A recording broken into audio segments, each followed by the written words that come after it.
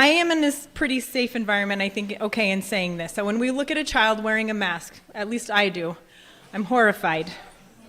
And I think to myself, and I've seen it, I've already witnessed it, the children born today will not know that what they were born into is not normal. So I'm going to challenge each and every one of you, along with myself, that there are multiple things that we have been born into that we think are normal, but are not. One of those things for me was that it was okay and right for the United States, and even patriotic for the United States of America to illegally overthrow the Hawaiian Kingdom.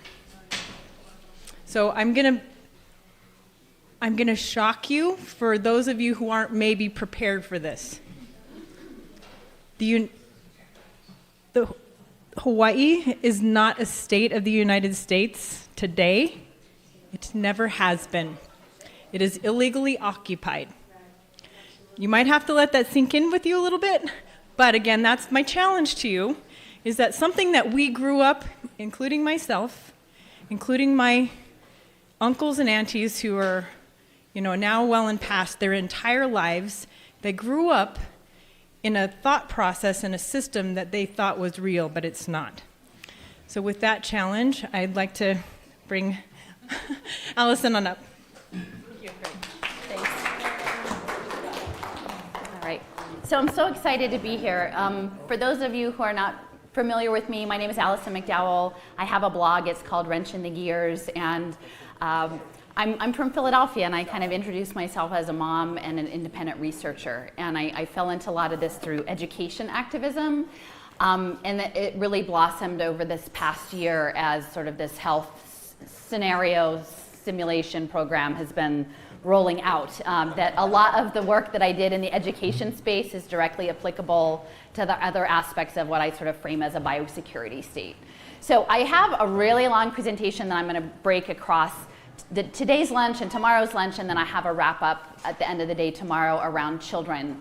But I think a lot of what we're doing is part of an energetic engagement.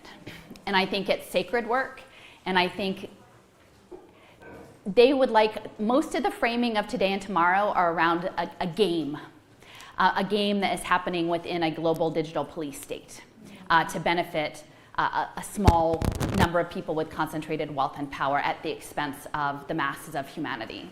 And that's global humanity. It's not simply people in Tucson or people in the United States, and what they most want is for us to fight one another and to dig into boxes and identities and to not further interrogate and look upwards at the people who are really controlling the whole system. And so my framework, I offer a particular lens. I will say it's not necessarily everybody's lens, but if it's useful to you, I hope it will expand and give you some ways of fitting pieces together. These are my mothers, the mothers. And I have a friend in the UK, and her name is Isabella, and she publishes a magazine called Women, Earth, Soul. And so she had us do a gathering over the winter and to assert the power of mothers and women in this time. And she said, Allison, would you do something? And I said, sure. And I knew exactly what I wanted to do. Is I wanted to go to Wharton Business School, which is in Philadelphia at the University of Pennsylvania, where I am. And I wanted to do a revocation of consent against these human capital bond finance programs that they've been rolling out. And so I made these little ladies with scraps of felt. Just they're hand sewed, and they're actually more like puppets. I collect natural objects. I work at a botanical garden part-time, and I'm not a horticulturalist. I have a desk job, but I gather leaves and twigs and shells and things that speak to me. And so I put all of this natural love into these little dolls, and I took them with me for that. And they've come with me to various other revocations, so I thought they would hold the space. And then this is also from driftwood on the river, on the Schuylkill River where I work. And to me, they're trying to put us in this panopticon. And to me, that this is sort of the inversion of the police state panopticon is that is about nature. It is about natural life, and that we are here today as keepers of natural life in the face of synthetic biology, really, and things that are going on. And so, this stuff I'm going to talk about is heavy, but people always say, you say it in such a light way, because I don't think they want us, I don't want to show up and have everybody bummed out so that we give them more energy to them to carry on this agenda. But I think knowing the map of the terrain, that's how I sort of feel myself as giving people a sense of where things are headed. Not knowing that they'll be able to scale this, I want to say this up front. I do not know that they'll be able to impose all of the things that they contemplate. Clearly, cybernetics is something that's been, in the thought process since World War II, in the technocracy much even earlier than that, and they haven't done it yet. So I don't think that we are powerless. I think we are quite powerful, but we need to both be able to have the courage to look at the truth of what is happening, and then to use our sacred energetic presence and however that presents to you in your faith practice. And this is again global, and so I'm coming to say there's not any one right way to do that, is from your authentic caring self and connection to your creator to take that stand against this planetary computer that they're trying to build. So I've actually, if you haven't heard, it came to me early in the spring, because it's hard to keep a feeling of agency while all of this is going on, right? You feel somewhat powerless. And this idea of dandelions came to my head. And as a symbol of this resistance movement, because it's natural, it's a medicinal, it feeds people, it actually is a liver cleanse, so it's against anger, because they also want us angry at one another, even at the bad guys. It has the whole transmutation from the bud to the flower to the blossom to the seeds. It gets everywhere. It's around the world, everywhere except Antarctica, I think. And it's free. It's a plant of the people, really. And in many respects, in the most botanically impoverished communities, the dandelions are more prevalent even than in the suburbs, as we've seen in the previous lectures about Monsanto, the Roundup. So the dandelions came to me. So I've been having people send me dandelions, and I've been doing ceremonies of actually applying water and dandelions to the thresholds of these institutions of power to sort of transmute this and to take back our power and to say that what's happening to the children, that is not okay. So I did one in New York City, and actually we closed it out at the Federal Reserve, the New York Federal Reserve building. And I have a friend with a gong, so we gonged and we sang and we said, you don't have our permission, and we laid down the dandelions. And then we did this labyrinth maze at the end. And at the end in the middle of this labyrinth, because the other piece is with dandelions, I read that Hecate fed Theseus on dandelions for 30 days before he fought the Minotaur.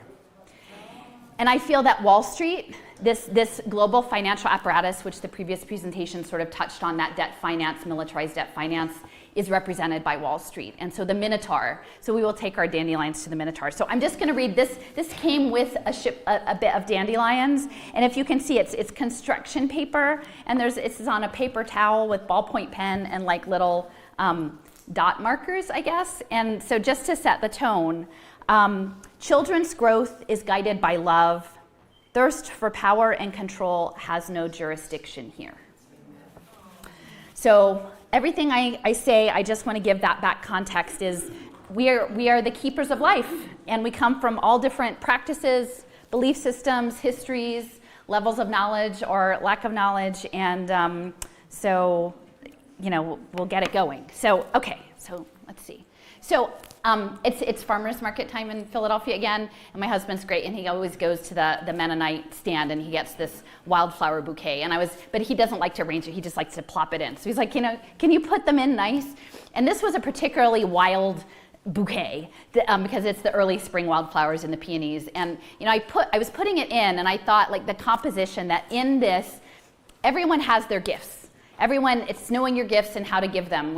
Robin Wall Kimmerer is one of the people whose teachings I follow. And so I feel like the gift that I have is to arrange these blooms in a vase so that you can understand them together. And so so many of the speakers today are offering different blooms for this vase, their gifts and advocacy around proper local control for money systems, around safe environments for children to play in, around nature, around health choices. All of these things are everyone's gifts, and so I go wide, not deep. So I'm the vase assembler. So that's sort of how I see myself. And on Twitter, I can't remember, it was in response, but someone said that's the one thing that they can't code is a soul. They can't code a soul. So this is the backdrop, and this is a contrast to that bouquet, right? So we're moving into a cybernetic age, and World Economic Forum, these folks have told us straight up sort of what their plan is for this coming age, is that they want to meld human life, natural life, not just humans, but particularly humans, into this digital system, this cybernetic system. And for a while, my experience has continued to unfold. It was around education, then it was around poverty, then it was around finance, and then it was around smart cities and infrastructure, and then really only lately has it come around to transhumanism, which is Alana's area of expertise. But this idea of virtualizing life in these systems. So we're really approaching almost like it's a Frankenstein moment. And they're framing it to us as innovation, right? Where we should all be so excited that this is happening. And I equate it to the Golem, bringing in these robots. They would like to feed our life force to learn us in every tiny detail, not to empower us, but to actually transform us into a robotic simulation that is under their full control. And that legacy comes with the golems, but also there's the Krat, I think, which is the straw figure in Estonia. And it's interesting because Estonia is the model smart city e-government, and their initiatives, they specifically call out their initiatives around good AI as the Krat law. So they're already saying straight up that this is the plan, and they're working at programmable life and programmable matter. So I will make a note here that this system here, my friend Joseph brought it to my attention, it is actually open source because the goal is to have this cheap and widely available. You can see it says you can print it yourself for $350. They're trying to bring the price points. You imagine what we had with phones and virtual reality, this is going to drop so that everyone has one of these, right? I sort of quipped it's part of the school uniform is where's your headset on there? The donors to that includes Columbia Engineering School. And that's something that Patrick has touched on in the past, is the technocracy really was coming out of the Columbia School of Industrial Engineering. So there are these longer legacies in place that keep reverberating forward, right? The people who were involved in industrial engineered society are now interested in tracking and programming your brainwaves. So I feel like in many respects we're at this crux, and as I mentioned in my opening remarks, it's this question of are we doing webs of relationship? And again, in this moment where everyone feels so panicked, it's how do I take care of myself and my family? How do I make sure that we're okay or that my local community is okay? And I think understanding this engagement as a web, not the spatial web or the internet web, but a natural web, the mycelia, the fungi, that we are stronger together, and that no one is going to survive Goldman Sachs and DARPA on their own and hiding out in a cave. Or if you do, that existence will not probably be super fulfilling for very long. So we actually need to knit these webs of relationship together. And I feel like, especially here on this geography, my training is actually in art history and cultural landscape. And so I always like to know, what is this place I've come to, right? And looking at the Apache Wars, right? Looking at that engagement, if we understand those people were being erased off of their lands and off of their faith practice and off of their connection to their land-based existence. And they, for the most part, this is more earlier on with colonization, no one had any words to understand what was about to happen, right? When folks, the first, invaders came over, the people on the shore, they didn't know what was in the heads of those people because they came from a different way of life. Their way of life was very different. And so there was no common understanding, right? And so I feel like we're at this threshold now again of this conquest is about to happen of biological life, and no one has the words or even the mental framework to conceive of it yet. And so we are kind of sitting ducks unless that we can come together. So the foil to the natural life web of relationship, and again, I was hoping to get out to that Vatican telescope, but it's too far. But that is very much a symbol of people standing against progress, innovation, domination of nature and the cosmos with man-made tools, is Michael Crow, who I think has quite a larger-than-life presence in the state as president of Arizona State University, but also a representative as the founding board chair of In-Q-Tel, which is the CIA's venture capital firm. one of the main entities that is funding all of the autonomous everything to create the smart world that will replace us. So there's they're funding among those Niantic, which was the Pokemon Go augmented reality, the test bed for that, right? So that's, no one really thought at the time like, oh, this is actually the beginning of the global police state, right? But it's entertaining, but it's backed by the CIA, right? So there are these two juxtapositions. So again, 30 years, they were in this engagement for 30 years in the natural landscape. And a lot of this was done. I have a friend, a new friend actually, but someone who I respect very much, Stephen Newcomb, and he spent his adult life, he's Lenape and Shawnee, I think, looking into the basis of Indian law and the papal bulls, and going to Europe and reading them in Latin and deconstructing the coded language of domination policies that enabled the world that we are currently living in today, and that may ultimately end up as a military video game. But the trajectory of that this isn't something that just recently went wrong. Our understanding of essentially the ability to secure resources and land because people were conceived of as uncivilized and heathens, right? Like that's the papal bull, the doctrine of discovery or domination, as Stephen calls it. And dom is subdue or submission. So even when we have our free dom morales, it's where we've got the dom in there. We should maybe consider the dom part of the freedom, because it is subliminally adding this domination element. And so I would just say, as we move forward, thinking about the world that they're building that is likely going to be digital, will the heathens be the people who want to remain biological humans, right? And is the religion, is the faith practice that is being imposed the scientism, right? And so where those people were in that moment where, the Vatican on behalf of empire laid out a law that justified that transition, that makeover of this continent, the next makeover of the continent, as I see it, is a virtualization, and that will be done probably using similar tactics, because these military folks, they study all of the military tactics, and they know that the US military apparatus is very, very interested in asymmetrical warfare and how that happens. And so I would expect, Fort Huachuca is just right down there, that they have a very, very much in their minds the history of what happened in this space and how this applies moving forward. So how did I get here? It's kind of a heavy topic. I really thought I was just fighting school closures. And I think that's because I have fresh eyes and I'm not immersed in just one thing, I could see a lot. But Boston Consulting Group closed a bunch of schools, 23 schools in 2013 in Philadelphia, laid off 3,000 teachers. And at the time I was still like NPR listening, well-meaning liberal person saying, well, that's not fair. That's not fair, and I would show up and I would try to make it fair, thinking that it wasn't structured, that the structure wasn't set up for it to be not fair.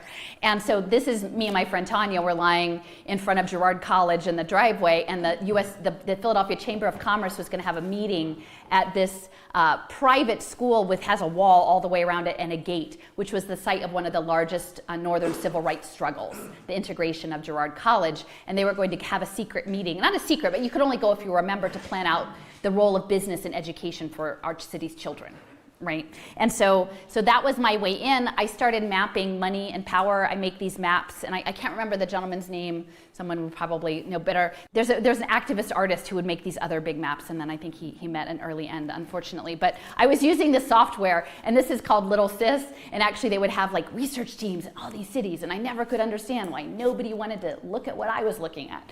And it was because it's funded by the people doing the things I'm looking at. And then ultimately I keep getting kicked off. But it was seeing a system, right? And I think for me that helped very much to say, it's not, I think some people will, because we've been conditioned to narrowness, that it's about,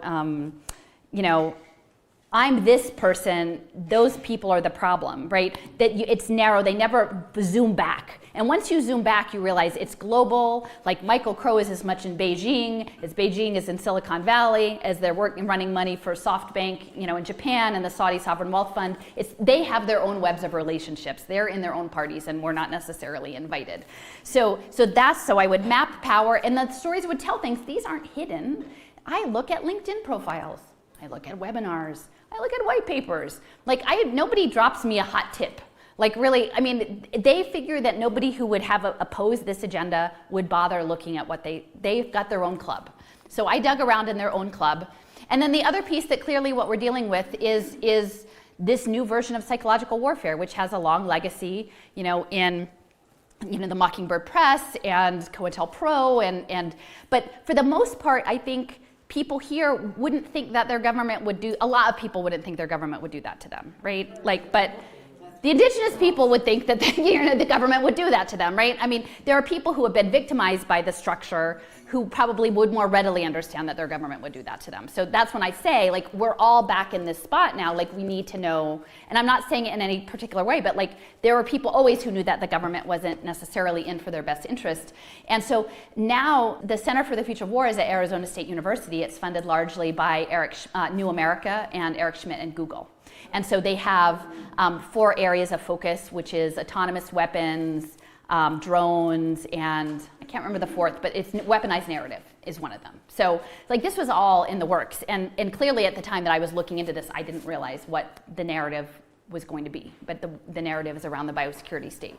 And if you haven't seen any of the work of James Giordano, I would highly recommend it. It's quite unsettling. He's a professor of bioethics at Georgetown, and essentially he does a lot about ethics, sort of air quotes, around neuroweapons.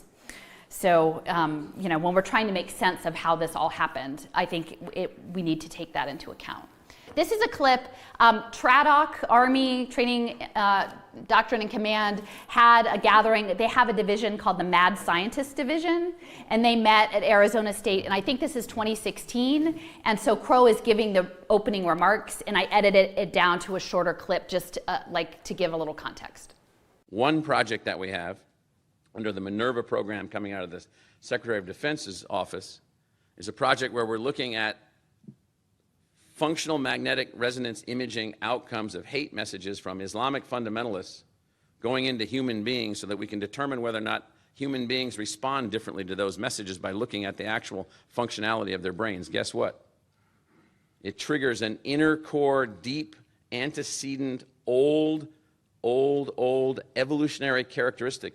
It's a messaging that triggers, based on our research to date, triggers a certain kind of biological response. Now that we have the means to send out such messaging, now that we have the means to communicate at scale, now that we have the means for all of this complexity, how do we manage this complexity? How do we be responsive in engagement to conflict, to natural disasters, to biological and chemical disasters?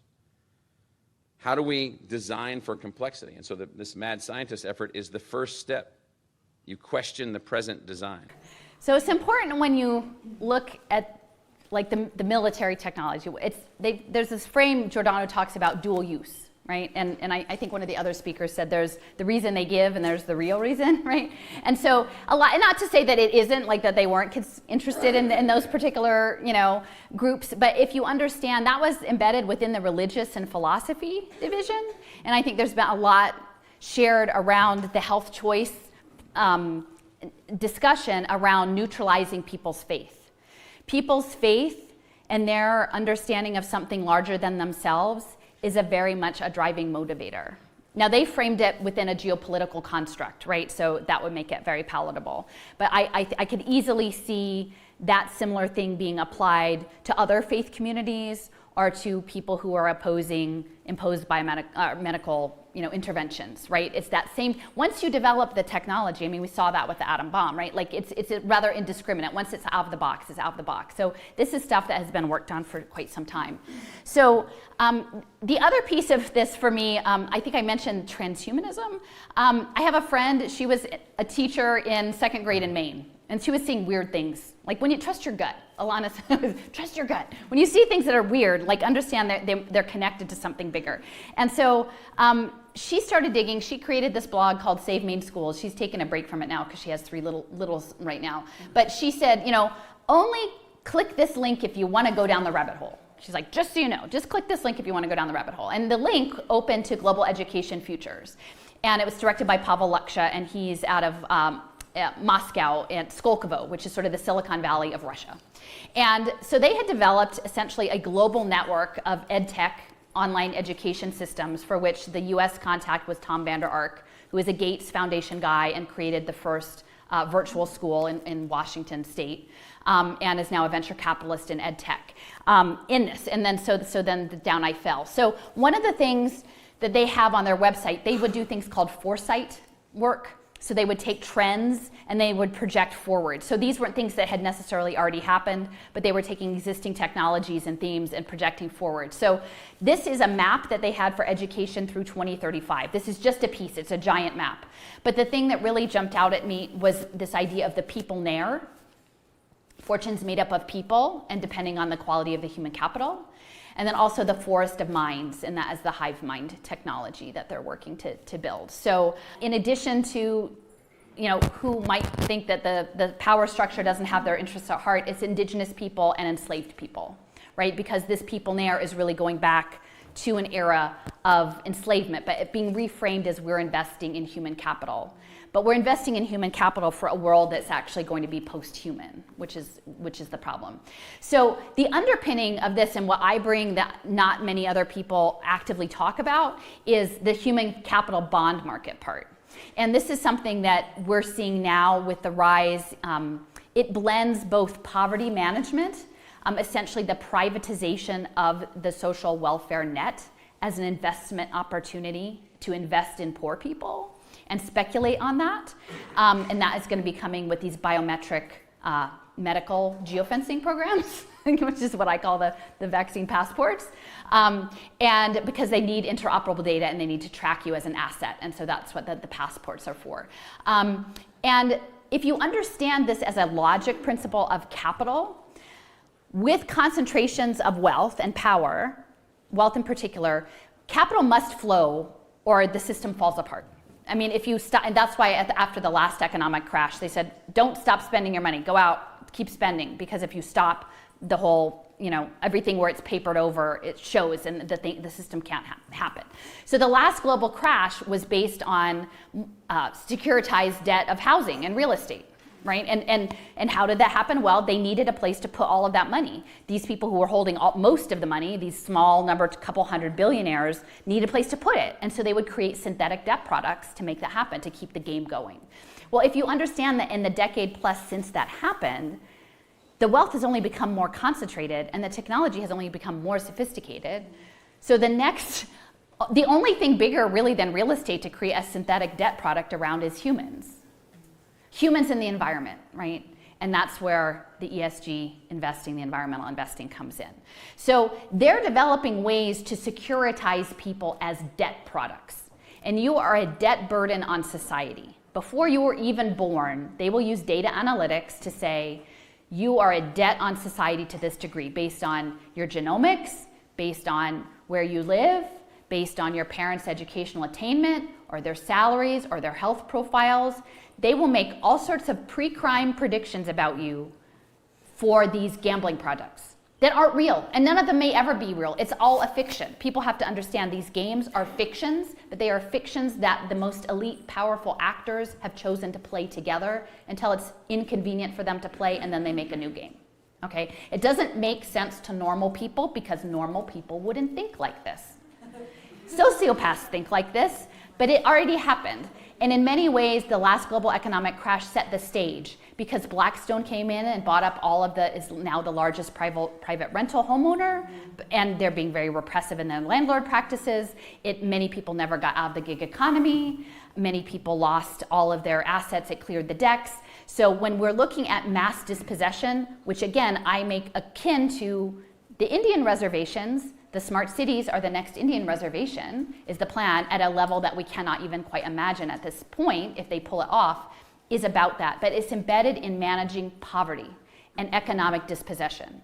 It's an intended economic dispossession because it's that the people have been pushed out of their jobs because they will say, in order to get our data to run these deals and to grow our budget, now your children will be taught by robots, now your elderly parents will be cared for by robots, now your mental health system will be a robot or an algorithm or a chat bot.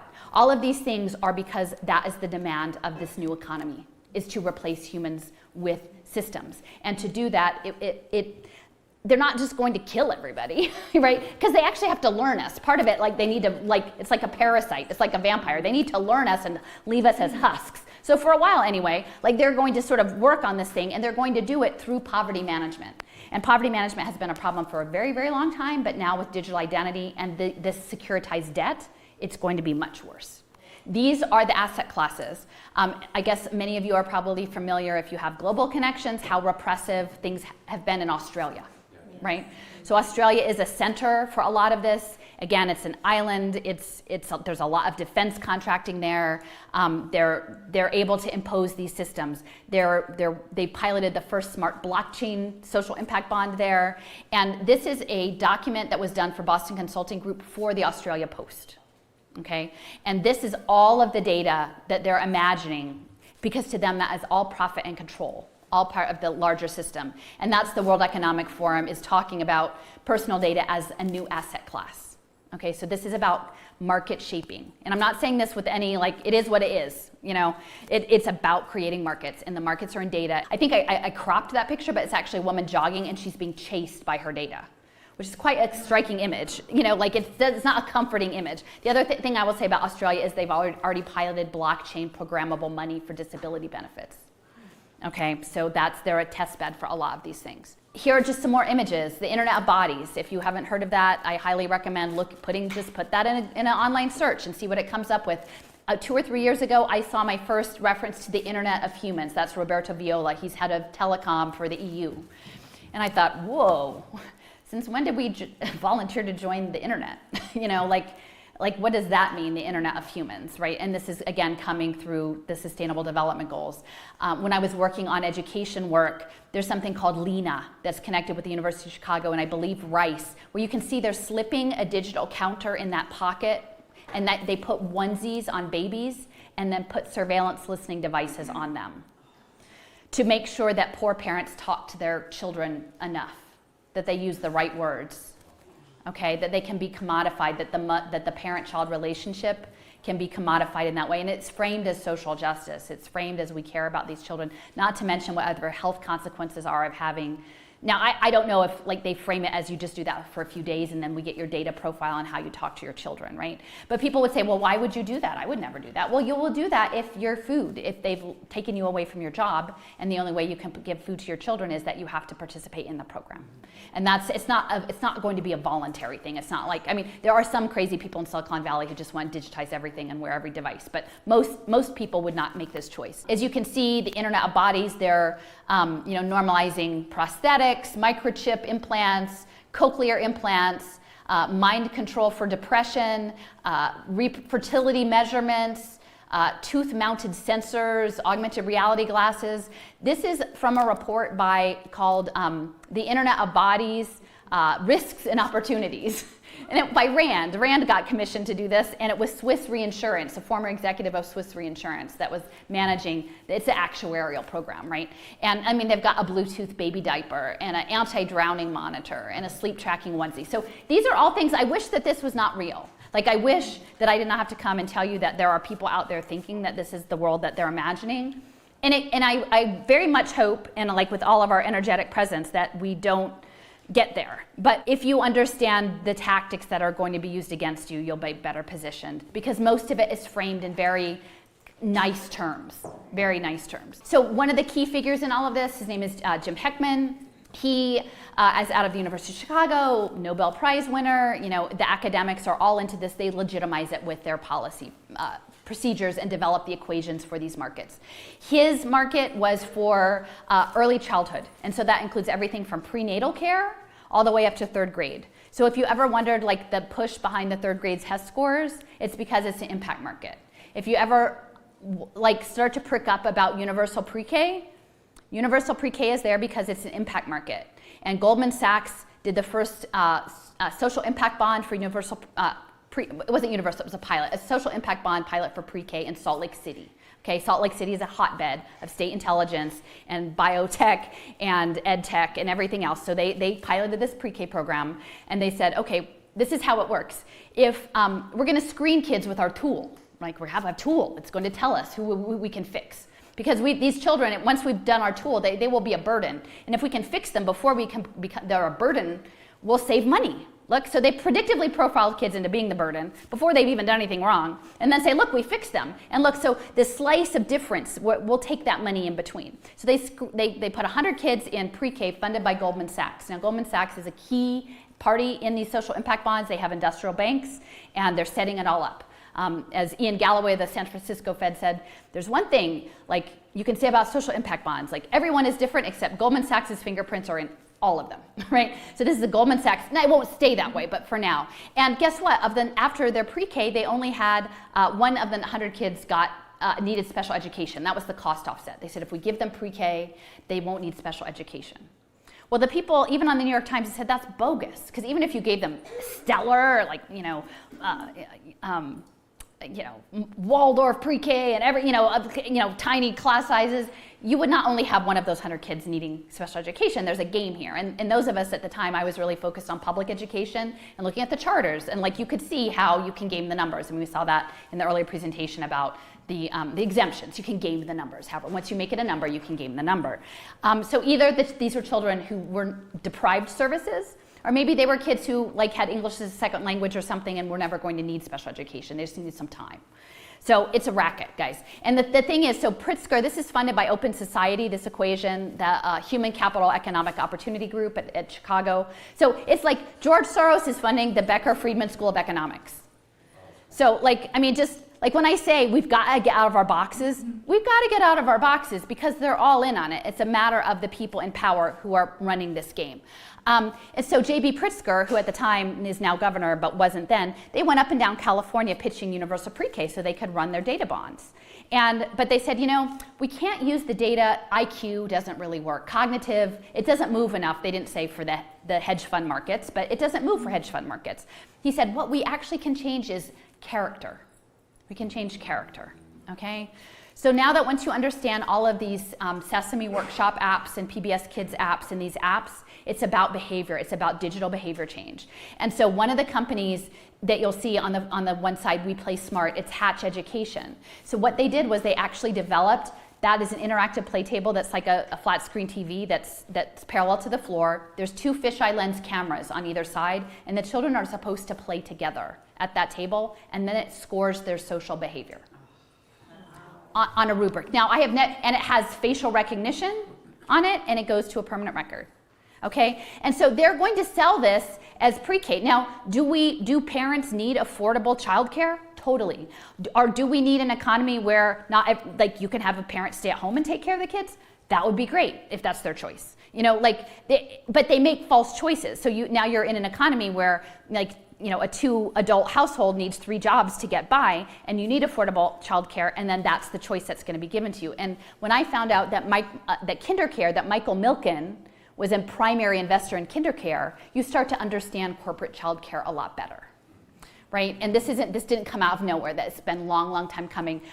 There's this guy, Tom Luce, who's with Texas 2036, I think, and he's working with the Fed there on this. And he's like, I'd really just like my companies to have the kids from the age of 2 to college, and and they'll just cream up the kids they want, right? They'll just train their workforce. But there's no autonomy in that. Like, what happens if you get trapped on a corporate campus and you're a poet? For goodness sakes, I don't know what happens. So this is all real. Like, I've made this panopticon, sort of this infographic, because I'm trying to distill it, and I know we're going to have a talk about 5G in a bit, but it all runs on the telecommunication infrastructure. I didn't know there was 6G, I don't know, maybe up to 10G at this point, biosensors. There's something called the Powder Network in Salt Lake City. But it's digitizing your frequency, and that's why I think the good energy part is so important. It's signals intelligence and it's frequency, and it's happening in ways that we may not, I can't put a math equation to it, some people might, but they're manipulating that. So I have from the bottom the level of the panopticon, which is tied, this will all be tied to your digital identity, and that is what the medical passports are about, is to create the interoperable permanent record tied to your biometrics. So it will start with your cells and your DNA, down with nanotech and biosensors. They will track your minds and emotions, and this is all through technology. They will track your physical activity and location. They will track you in your house. They will track who you interact with. They will track you where you move in and outside of your house and in your larger community. They will track you where you work or go to school. They will track if you're compliant with the protocols, the pathways that they have put you on, because everyone will be put on a self-improvement pathway. For the future, that is the game that we're going to talk about. They will say, how productive are you on your pathway? And that's what Patrick talks about with the technocracy. It's energy credits. What do we put into you? What do we get out of you? Are we getting our money's worth? And then ultimately, what is your threat score? Because most of this stuff is running through the fusion centers. The data zone is the pilot interoperable data system for the children. It fed to the Silicon Valley Regional Data Trust, and then that feeds to the National Interoperability Collaborative, which is partnered with the Council on Crime and Delinquency and the Fusion Centers. And it's mostly health and human services data. So this is, I wish that this was not true, but this is like, we have to stop the Internet of Bodies, and we have to stop the EMF radiation telecom systems. This is my friend Joseph.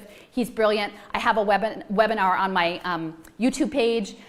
We did this last August. He is a combat veteran and a brilliant mathematician. He is great with, he's done AI work, he's done blockchain work, he's done actuarial work, he's done gaming, video game design. And he tells me pretty much like the video game design world is a revolving door with the military. It's military simulation, video game simulation, military. These people, they're all part of the same overall network. So he's building a video game of technocracy to try to illustrate to the kids like what this actually is going to look like in a way that is on their level, and to use his gifts because he's actually made tremendous sacrifices personally because he can't be a part of this anymore. So he's building his own game to try to educate and using his gifts. So this is one, I know you guys have autonomous vehicle pilots in Arizona, right? And so you've got the vehicle and they come up and like the ball runs out into the street and they're like, okay, well, who gets hit?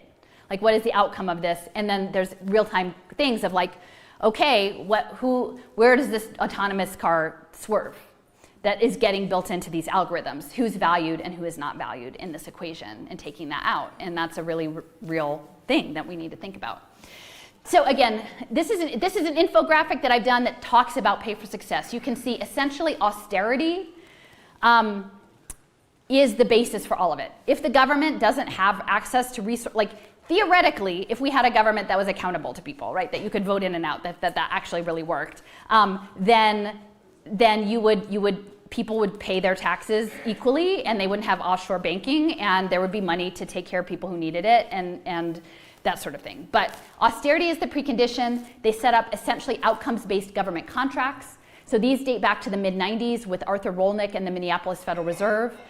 But those contracts are now going to, I think, ultimately blend with the Internet of Bodies and Ethereum smart contracts. Okay? And it will all be framed as transparency, accountability. Don't you want your government to be more accountable? Don't you want them to do good? You know, and so it's like, do we want them to do a really good job of brainwashing toddlers on the surveillance play tables? Like, what are those outcome sets? Like, that's what this looks like. And then so they set a narrow metric, like the special education, you know, for the pre-K that they don't need it. The investors invest. Now, these investors, when we're talking about it, part of it is like our own complicity, right? I mean, these are the largest asset holders. There's something called the Impact Management Project. They're running not just the Saudi Sovereign Wealth Fund or the Vatican Bank or all of this other money, but then there's pension funds. Like if you have a pension, they're investing in stuff that will be these impact bonds. So we're all woven into this web. Like we all have to untangle it. The investors invest and then they securitize the debt. Now the securitization is where the big shorting comes in. So imagine the scenario with the kid and the ball in the street and the augmented reality and the algorithmic measuring of whose life is worth what, and you add in global hedge funds, shorting systems, right? Because you've got smart environments. So what if someone has taken out a program on your life that is, like they think, someone is investing that you succeed on your pathway of life improvement, and someone is betting that you don't, right? And I sort of say, I have terrible luck with the bus. Like my family, they come up, the bus always comes like in 5 minutes. Like I show up, it's like, oh, it's on, you know, it's redirected, and we didn't bother to put up the sign, and like I'm waiting for 45 minutes. So imagine you're someone who's like put on a welfare to work program, and like you're going to be cut off of your UBI if you don't, make it to this interview and get this job, and you're waiting for the bus with your smart pass, and the sensor senses that, oh, it's you waiting for the bus here. I'm going to send that bus around. Like so you, like the world can start to conspire for you or against you depending on like your positionality in it. And it starts to sound a bit like Black Mirror, but I don't know unless we start talking about the ethics of what we're building, like how it would not go there, like knowing like how the history of domination tends to go. So there's a securitization. The other piece is this outcomes-based contract allows everyone to be under perpetual surveillance, so that we can be accountable to the government, right? Everybody, like we need to know where our money's going, so we need to watch you all the time, especially you poor people who might like rise up We can't have that. Everybody's 6 feet apart, please. You know, like that's the thing. And so then they add in the third party. So like, oh, well, just so you know, we're not ripping off the system. We've got this outside person looking in at us to like, let us know if this deal is right, if you really met the metrics.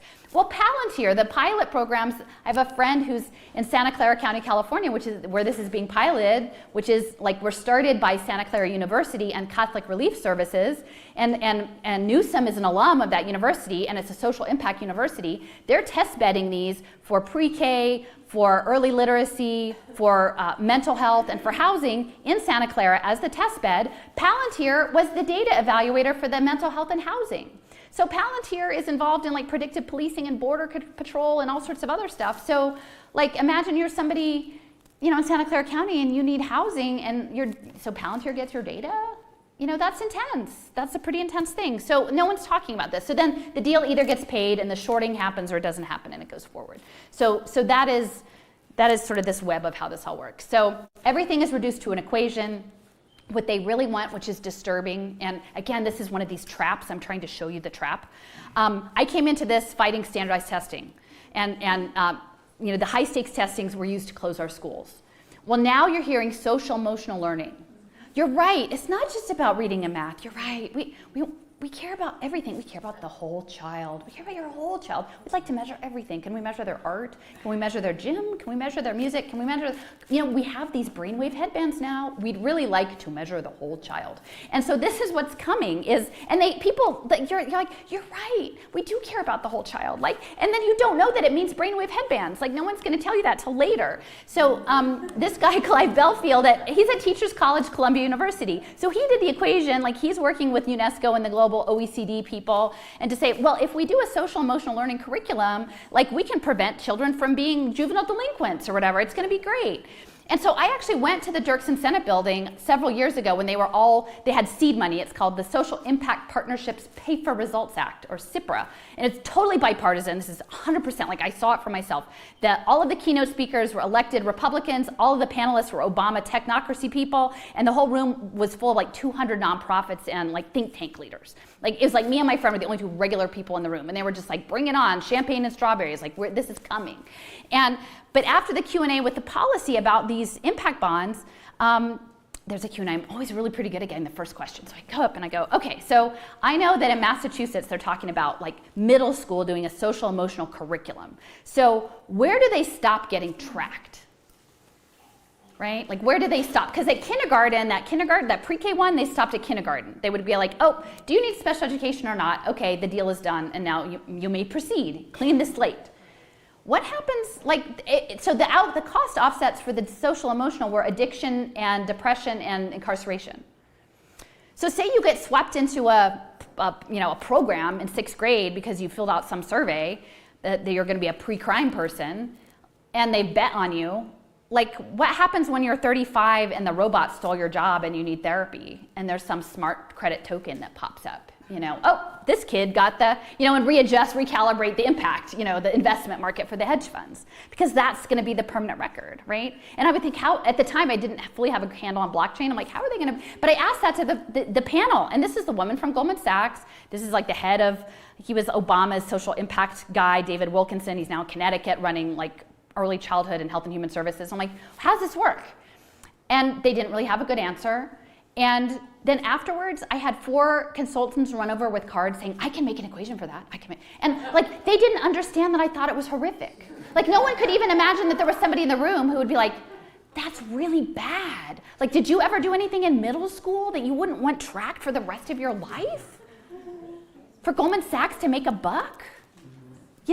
It's terrible. So the other piece is like Ready Nation is a part of this. There's something called Council for a Strong America. And again, this is something where I think they whip sort of the national element, like people want to feel patriotic. Council for a Strong America. Well, we're going to make sure that the children are aligned with the workforce, that's Ready Nation, with the police, with the military, with athletics, and with evangelical Christianity. And those were the 5 topics. And Ready Nation was the workforce alignment. That's what their speculation was going to be on.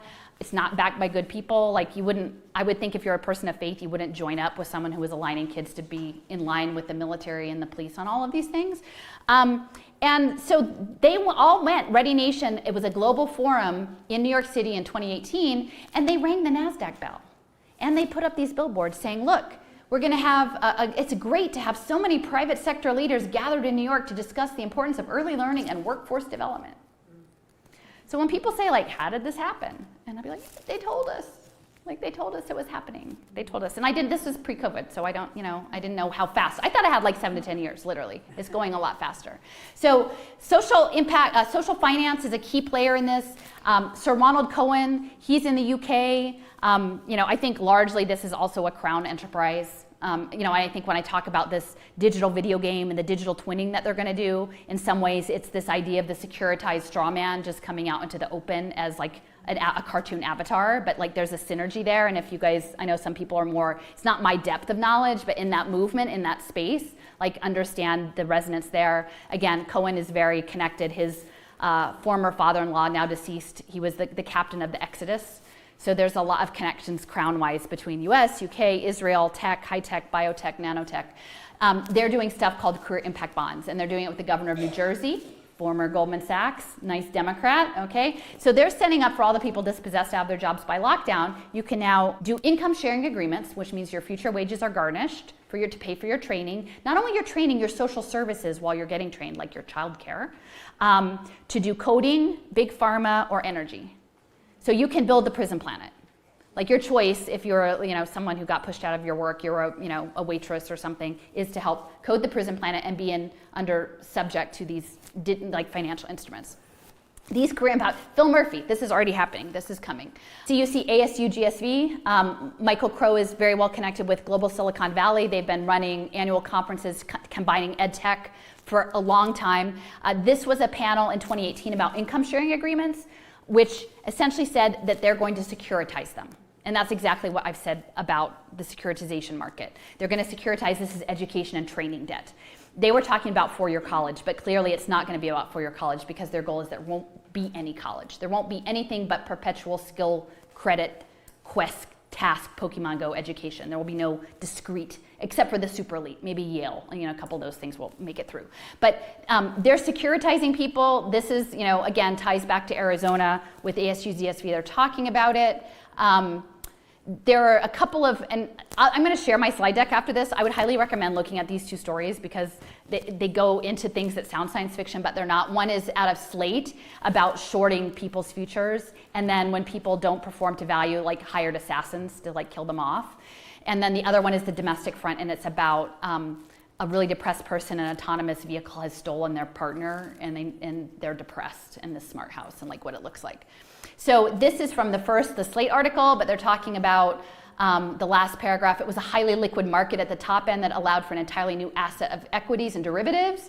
And the prodigies, these are students, prodigy asset groups were particular risk levels and industry clusters. And the average investor didn't even have to research the assets. They could bet on demand for a certain profession. It was a casino, but instead of betting on black or red, the vote was on whether a high school kid was going to be successful. And Sophia was good at making the bet.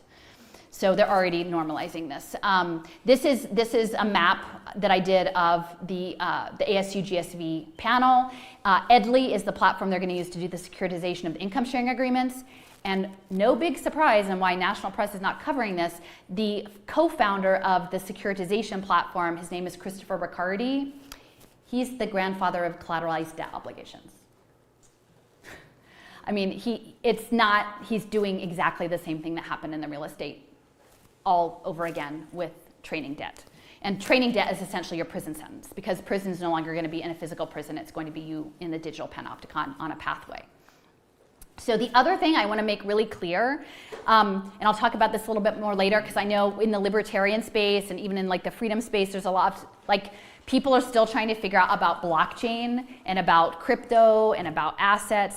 And my frame, because I came at this through digital identity, not through the money side. I was looking at it when they were talking about putting babies on blockchain and going, as a mom, heck no, you don't put people on blockchain, right? And so there's this struggle because for the most part, people who are maybe feeling like that's a liberation are less likely to want to know about putting babies on blockchain, that maybe that's not such a good thing.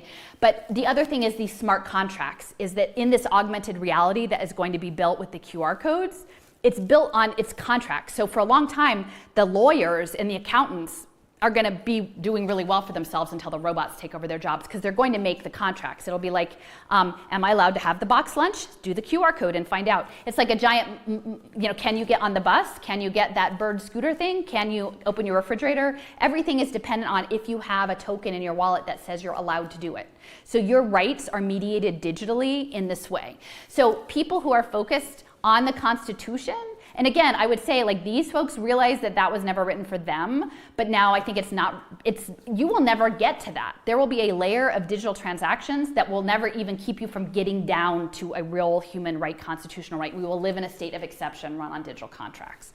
So in this gentleman, it opens with he's had a tough night, and he's negotiating with his toaster because he's depressed, and he's asking his toaster to print toast images of despots, like that's his, I don't know, and they're like, I just really want to do kittens, is that okay? And it's all run on a smart contract. Like, they're like, well, could you use a public domain? It would be cheaper. Like, and he's having these interactions with non-human entities, and that is, it's kind of grotesque, but that is what is being planned, and it's being implemented in ways that, if you don't know the bigger picture or the power structure behind it, anyway. So so this is smart homes, this is the second bit. So the toaster had been provided by the Transhumanist Wellness Group, so this is all health pathways. And if you have breakfast, it lowers your risk of heart disease. But it's talking about that he was drunk on the floor and peeing in his sink because he didn't want his smart toilet to narc on him. So that's that's what they're envisioning, right? But it's like your wellness toaster would like to print you some kittens now on your toast. Is that okay? Is that okay? That's and because you're alone, because the autonomous car has stolen your partner and you're not allowed outside. So it sounds, but in reality, so there's this other piece. So this is from a paper from Israel. Now, Israel is like very advanced, like as the US, in much of this and much of the tech space, and they have social services. So again, in the UK, like it's injecting this digital toxin into existing social service systems, which I can say probably never worked perfectly, but like that's flowing through the veins of that. So countries that have socialized healthcare systems are prime targets for having this be incubators. So in this, there's a whole webinar that I did with the state of Rhode Island about e-government solutions and using COVID to push everything online into digital government systems. Estonia is the model, but essentially Rhode Island was like, hey, sign me up, like we want to be just like Israel. And they mentioned this thing called the rights engine. And again, it's framed as, here are your wonderful benefits. Can't we tell you, depending on who you are, this lovely complement of benefits that we have to offer you, right? Like, oh, you've reached this particular age, now you have access to these wonderful benefits. And it's always this dual use, right? They don't say, by the way, now your government benefits are going to be digitally mediated and tied to smart contracts and conditional probably on how you behave or how compliant you are to the program. The other thing I will just say is also, like, Israel is a primary focus for transhumanism. So a lot of that technology and the nanotech and the biosensors interfaces with this overall transhumanist program. This is from a publication. This is 2010. This is 2010, right? Like, we're 11, 12 years ago. And it's called H+. So they're talking about human plus. It's all framed as augmentation of the human, but without understanding that the thing in which that is being augmented is a militarized technology. So here I will say, like, this is from the Attorney General. You guys have a fintech incubator that's doing all sorts of interesting digital currency programs now, and they're talking about doing income sharing agreements, right? The fintech sandbox. So this income sharing agreement thing, you should be on people's radar because it is here in Arizona. I'm just going to bump back to Pavel Luksha. He was with Global Education Futures, the Hieronymus Bosch. We want to have people nairs and hive minds. He was connected at the time, like when I first saw him, with world skills. And I didn't understand what the skill building was at the time. It's world skills. Well, clearly because they need the new skills or to build the digital jail. And so he was talking about using project-based learning and using the skills. These income sharing agreements are going to be hooked into wearable technology and virtual reality. And so your apprenticeship, like you could be an apprenticeship to like a drone manufacturer in your bedroom in an outfit, and they'll rent you the outfit, right? Like that's how this thing is going to go with the world skills. And what I didn't quite process at the time was that the data harvest off of you acting out the behaviors that they want you to act out is your training protocol, because they're never going to give you the job, or very few people are ever actually going to get the job. You have to perform as though you're being trained for the job. They're harvesting your biometrics, and they're harvesting how you walk and how you think and how all of these things to feed the robots. And this is part of the workforce capital flows. So again, transitioning to the fourth industrial revolution from the knowledge economy to this next phase of globalization that's built on telepresence and platform labor with haptics. So they talk about reframing and reimagining workforce developments as investments leading to scalable solutions and measurable outcomes. So everything has to be measurable. So whenever you see impact or measurable or even accountability or transparency, understand behind the scenes they're talking about data analytics, and then underneath the data analytics is essentially coercive surveillance technologies. So this is coming out of the Federal Reserve System. Again, this is a Crown venture too, and they're the ones that are going to be doing this. There's a lot of connections to University of UT Austin, and they had done a lot around like welfare reform. So we have to see this as this, again, this dependency, the Indian reservation. We have dispossessed you, we have taken your practice, we have imposed our will on what we think you should be doing as a civilized entity, and then we will profit off of that system. But this is Pavel Leksh's slide share. You know, people can look it up, but he's pretty straight up saying like they're developing a neural roadmap towards transhumanism. And again, this is 2014, and they're talking about every aspect of life being affected, from your education, entertainment, healthcare, social, public art. All of this security and defense, urban living. All of it runs on the blockchain, and all of it is tied to your digital identity. And they're harvesting people into the machine. And so I talked about the social emotional learning. So some of you, I don't know if people are familiar with Cardano and like Ava, the blockchain system. So Hoskinson, they just signed up the largest digital identity program pilot for students and teachers in Ethiopia. So they've got 5 million kids. Now it's not a health one. And like most people in the health space can't mesh the health passports to the education vouchers. They don't see the connection. They're like, oh, but I'm really concerned about vaccines. I'm really concerned about health choice. And don't talk to me about education right now. We have to talk about health stuff. I'm like, no, it's a structure. The structure is it's a through line. So in Cardano, they've actually said that they're doing workforce training to train the people to build the blockchain. They're going to train. The emphasis is on girls, particularly because girls are Gender Equity United Nations Sustainable Development Goal 5 project. So, and in my sense is there's a darker element that I think they want the maternal feminine. I think they want the sacred feminine in this. If you are trying to hijack into a new evolutionary trajectory of a silicon-based world, they need to eliminate biological, they need to eliminate that piece. So like women, and particularly I think cultures that are still connected more directly to their natural base, they need to be eliminated first. So Cardano's going in, they're going to take over Africa. They've set up online education systems with digital identities for those kids.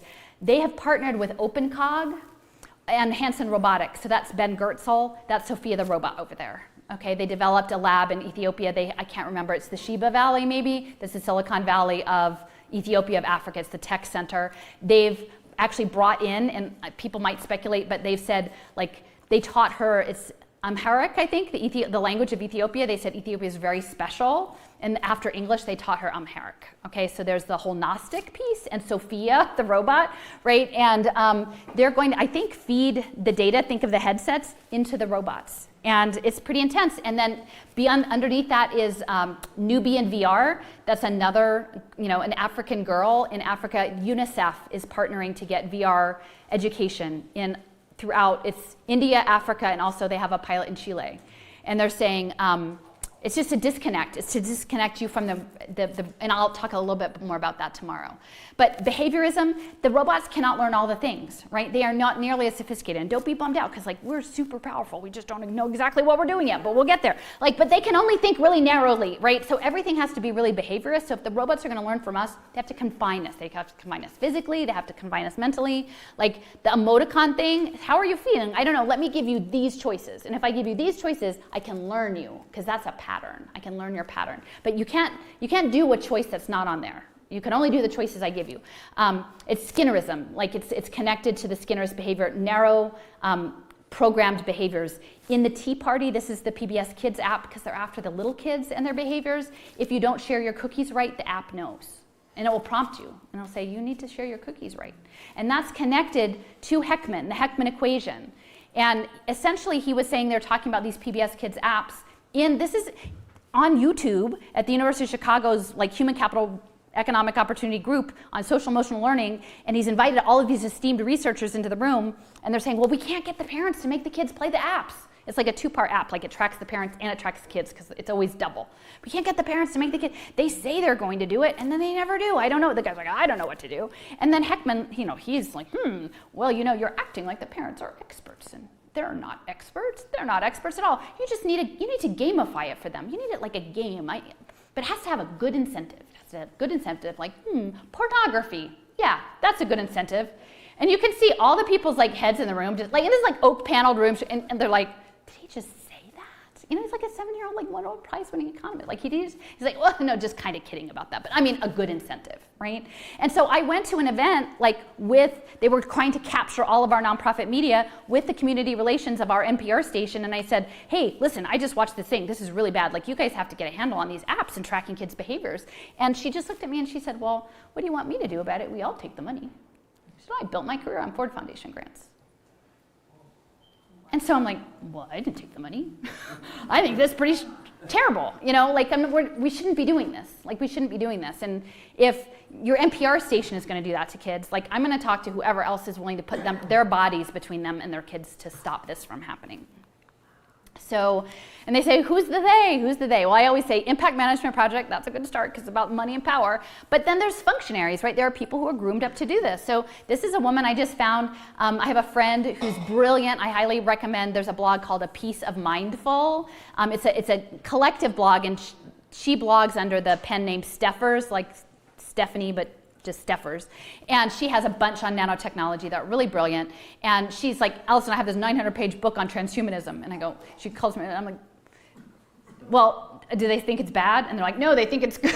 She's wading through this book. And one of them, she gave me this paper, she sent this paper to me. She's like, yep, there's a whole section on blockchain and transhumanism. I'm like, okay. I wish anyone who's out there pushing crypto would actually read the HiveMind blockchain part first before they go all in, because that would be helpful. But this woman wrote the paper on crypto mines, essentially talking about using tokens to engage in collective consciousness with machines. It's really intense, collective consciousness with other people and machines. And I think these Facebook rooms and things are predecessors to this space. But who could even conceptualize that someone would think that you would do such a thing? But she's coming out of, telecom, and she's teaching at Singularity University and the Lifeboat Foundation. Lux is with the Lifeboat Foundation. There are real people who are pursuing this in pretty intense ways. Now again, let's just hope that our collective transmutation against that will stop it in its tracks, but these people are out there. Again, 2008, the Institute of Creative Technologies, which is at USC, it's essentially Hollywood meets the Army. It's funded by the Army Military Lab and one of the high execs of Disney, and they came together to develop synthetic people. So they're like, we like simulations, you like simulations, let's get together and put our best heads together on what we can simulate, right? And now we're ending up with metahumans, which is, hey, we can have a Star Wars movie and put a dead person in it because we've captured them and reinserted. We can blur the line between life and real. So digital twins, they're going to do this on blockchain through electronic health record. That starts the armature of the twinning process. Electronic health records, Zeke Emanuel at Penn, getting the American Affordable Care Act in place with the electronic health records. It's coming both through blockchain education, medical passporting, also electronic health records. Eventually, it'll all merge. In Japan, they're looking at doing their goal. This is the government of Japan, Science and Technology Agency, in December 2019 is saying that they are anticipating a future of where we use remote avatars and robots and 3D images as proxies, and it is empowering. It's all in the disability rights community. They're saying hey, isn't it great?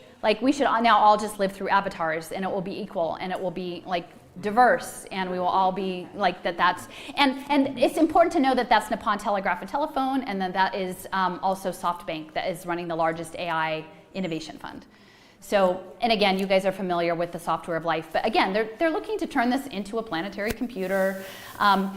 Look up the internet of bio-nano things, like things I never wanted to learn about, but it really is, they're talking about that there will be interfaces between the electrical domain of the internet and the biochemical domain of Internet of Bio-Nano Things networks, the ultimate frontier, seamless interconnections, the cyber world and the biological world. And this guy Ian Achildes at Georgia Tech, and like again, Georgia Tech is a highly militarized, just like Arizona State University. So yeah, the mad scientists are out there, and this is the future that they're doing. Oh, so this is just another clip from the same talk. The human beings that are arriving to us now, they're not the same species as you. They're Homo sapien sapien.net. I mean this in all seriousness. They are not the same species as you. They have never lived without access to some kind of a virtual supercomputer attached to their body. We have to figure out what that Homo sapien sapien.net is. How does that person learn? How can that person be influenced? How can you communicate with that person? And so the conflicts of the future are all going to have to then realize that there is a huge transformation in human evolution. I mean, like they tell you, it's on YouTube. I don't.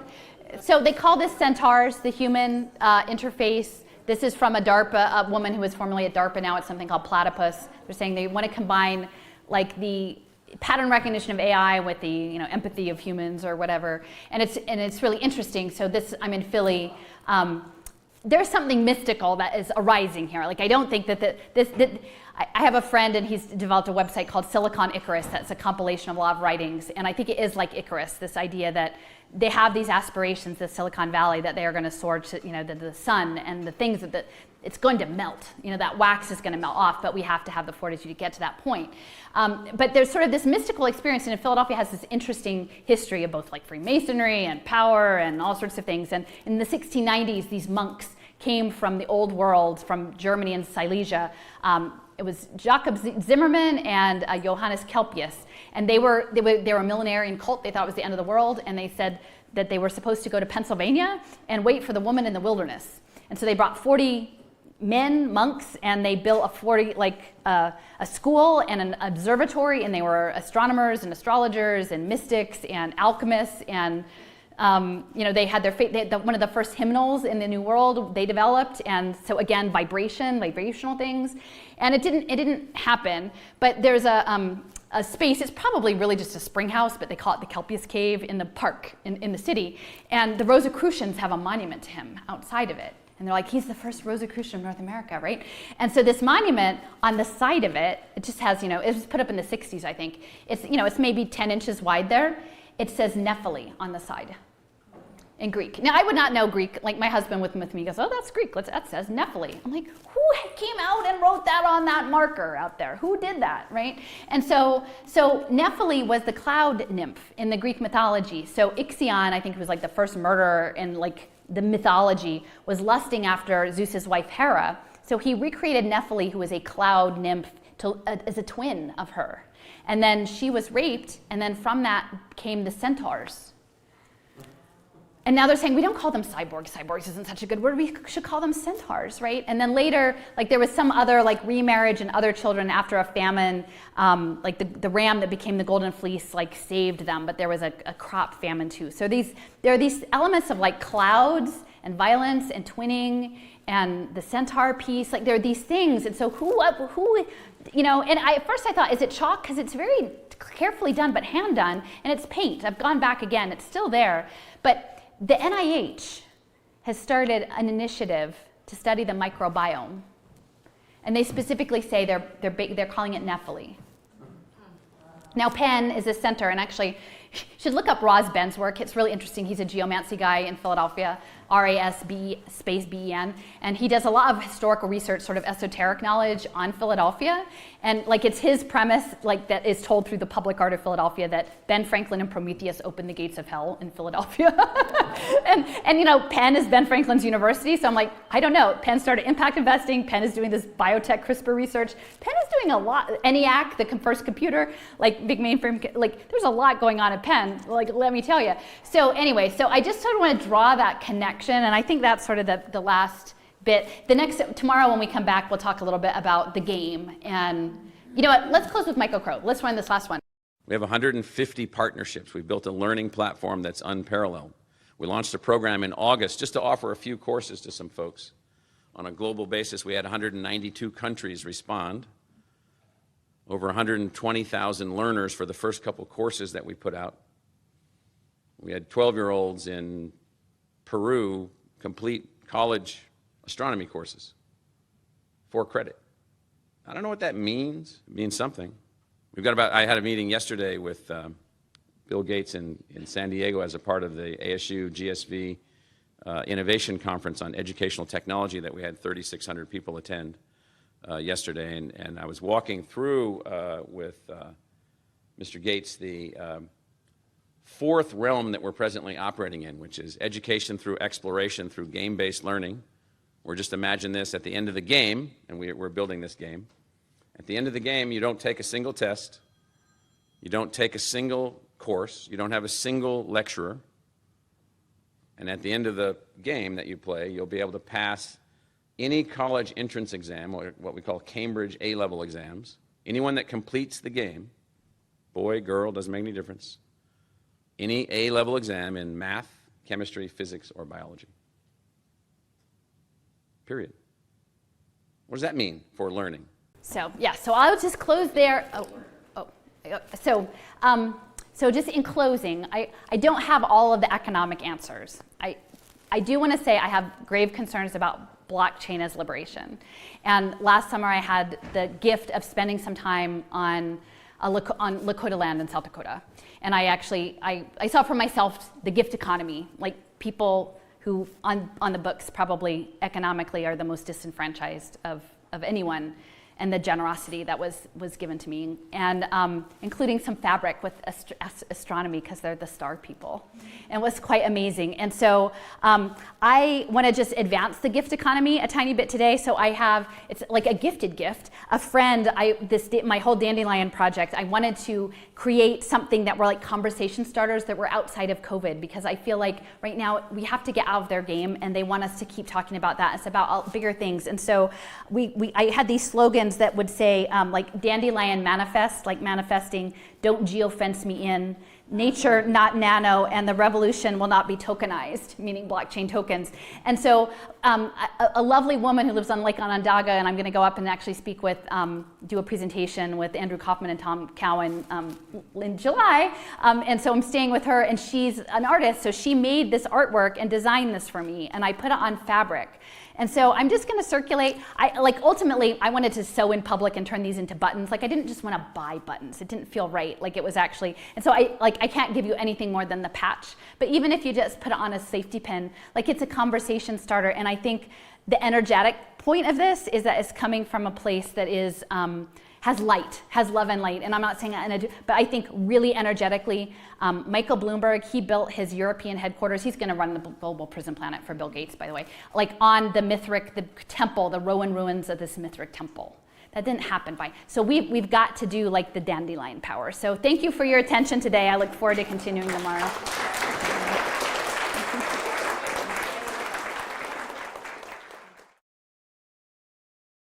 All right, well, welcome back, everybody. This is a continuation of our talk from yesterday. And so I've just recreated my space a little bit here in the event that anyone wasn't here yesterday, just reinforcing that these are my little puppets, the mothers, and that we're here doing today, the work today on behalf of natural life, the keepers of life, and for the children and the natural world, which is sort of my nature panopticon. And I really have appreciated, we continue to have excellent talks. It's great how things all knit together. And I just want to re-emphasize Patrick's assessment that what is unfolding is beyond political partisanship. That is really a global economic shift that is underway, or an attempted shift, right? An enforcement of an intended shift that may or may not come to fruition.